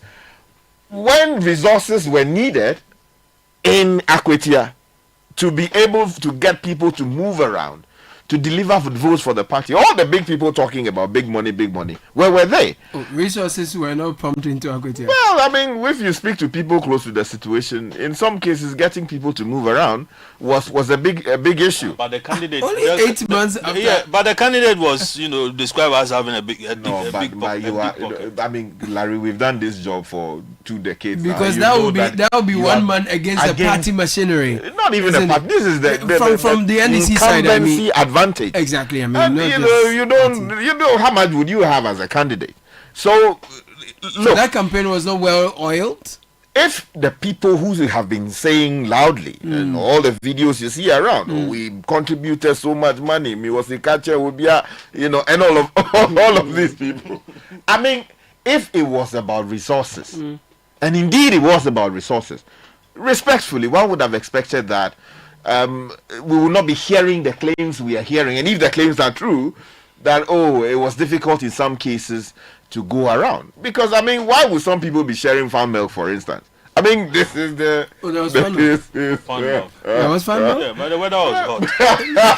The weather was warm. It was sunny in there. Well, the claim is that some heavy envelopes in some cases were moving from all kinds of places. Some people were just competing against people who just 8 months ago were doing all kinds of heavy lifting. Suddenly, are sharing farm milk. They were doing poku. So it's a big issue. But Caleb, quickly though. Yes. I think that I will stand on what Godfred has said earlier, congratulating the various institutions that played a part in this. But I think it's important that the police would have to arrest people who have to be arrested subsequent to the elections for their conduct during the polls. Of course, it was generally a safe process. But I think there should be questions asked the vice chairman of the NDC, Sofo Azoka, because in my respectful view, his conduct yesterday did not project the NDC in the right light. That's not how President John Dramani Mahama would behave. He's always advocated that we should behave as a people in a way that reflects positively on us as a people. And if you read the code of conduct that he's put together for ministers and public officials, he makes the point there that you must conduct yourself in a way that reflects rightly on the office you occupy. Of course, he is not a public officer in the sense of the description provided by that document. But he represents a certain political interest. He's the vice chair of the party, and for him to use the words he used and to, in my respectful view, on the facts, commit assault and battery by the way he did it, completely unacceptable. And I believe that the police must be asking questions of him. And then the gentleman who sort of half slapped the MPP vice chair.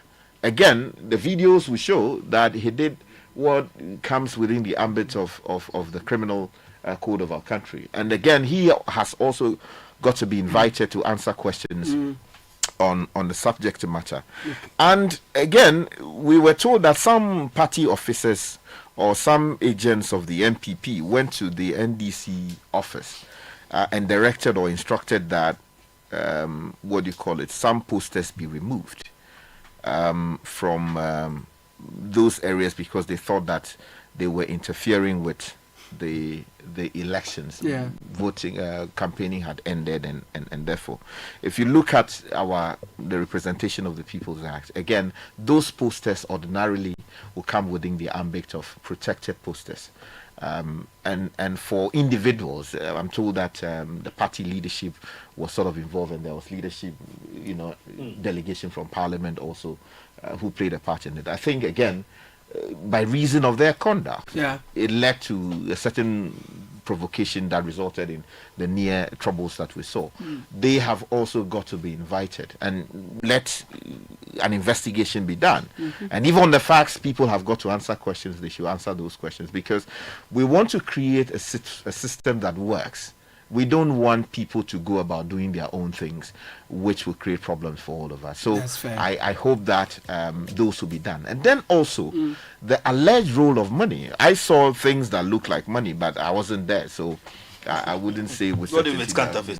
Yeah, that's the point. That's the point. So I think the EC, the police, and then the special prosecutor, for far too long we've repeated these things. They need to go into these matters, investigate, and when there is where there's basis to prosecute, we want to see prosecution, and the courts must also act decisively on these matters. But Caleb, I have a question. That this vote that came to the NDC, doesn't mean that Kuming didn't win the election after all. I don't have No. You can't. can't. I'm asking, does it? I'm asking. We can't make that. We can't make that. Oh, why? We'll take a quick break. When we're back, we'll be in to wrap it all up. This is the City Breakfast Show, the city's biggest conversation.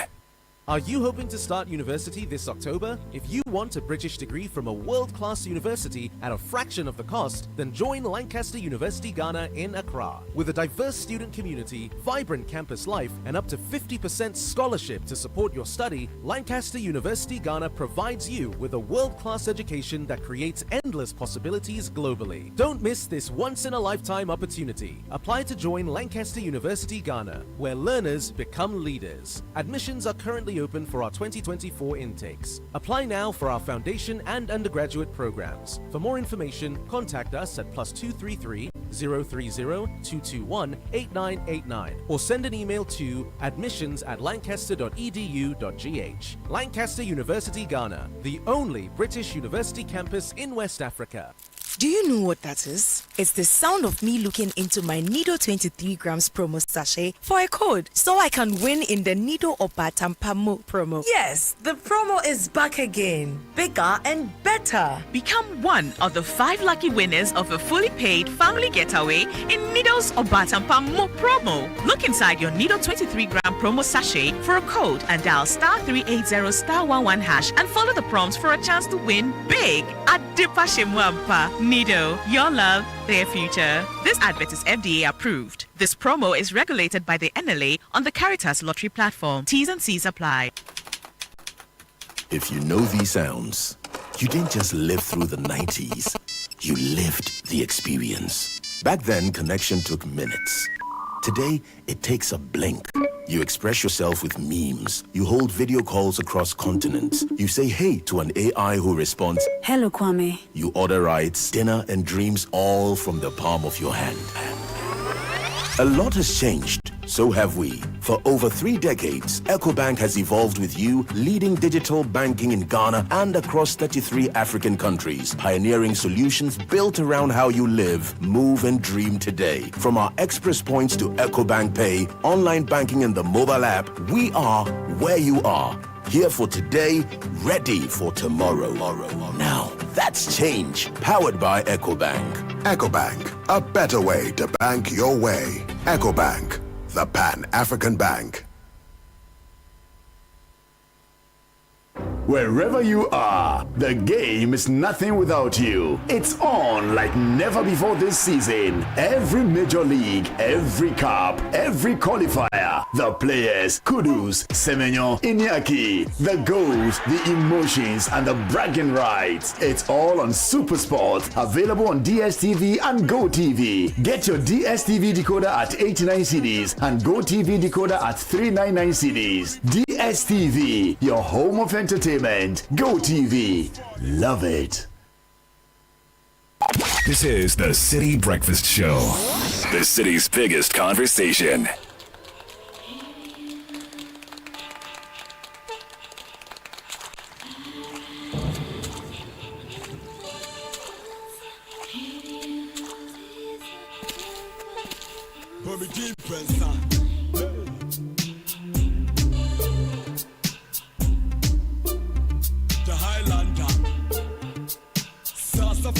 Sana was so to alarm by Jamauto, a be a fine so big and cry, and a tree, the Bassa.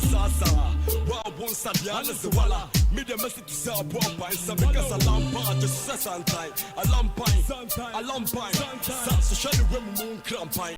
Or bar time, and I drink your wine sweet, have a seat and tap your feet. New hip from Hammer. Who say move me and eat, smell for me, Kelly Simujre, and yes, I tell you, I never. We'll tell us a search a crab, never drop in time for such a time when I think you bear me and yes, you do me and now do you do.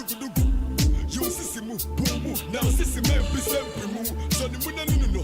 Pretty at the from sample and so you want a woman think a science to move. We not having a second, 100. I'm a nice trip, I out the other so hip, Musa, Alambai, Caesar, Alambai, Musa, Alambai, Caesar, Alambai, Musa, Alambai, Caesar, Alambai, Musa, Alambai, Caesar, Alambai. The whole good yourself, go new, but good Jama party papa, and your boy, well, one Saturday, my mouth, and who diasa, and I can't turn a door, so I can't so see about wow, dog. And thank you for doing the listening. This is all we have time for. Remember, this is Ghana Exhibition 2025 is happening at the Fuwa Sutherland Children's Park. It's sold out for vendors, but for all of us who will be joining in to buy and enjoy the vibe from Kwampa Band, Chin Chin Band, it's absolutely free. Thanks to MTN EcoBank Side Hustle by EK Brand Council, Ghana Enterprises Agency, Ghana Export Promotion Authority, and the Ghana Exim Bank. These are our sponsors.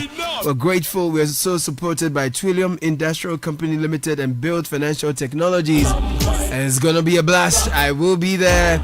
I'm looking forward to seeing you. My name is Caleb Kudam. Many thanks for doing the listening. Sheba Arba Bedding is here with the news at 10. Good morning, Sheba. Good morning, Caleb. And coming up in the City News at 10.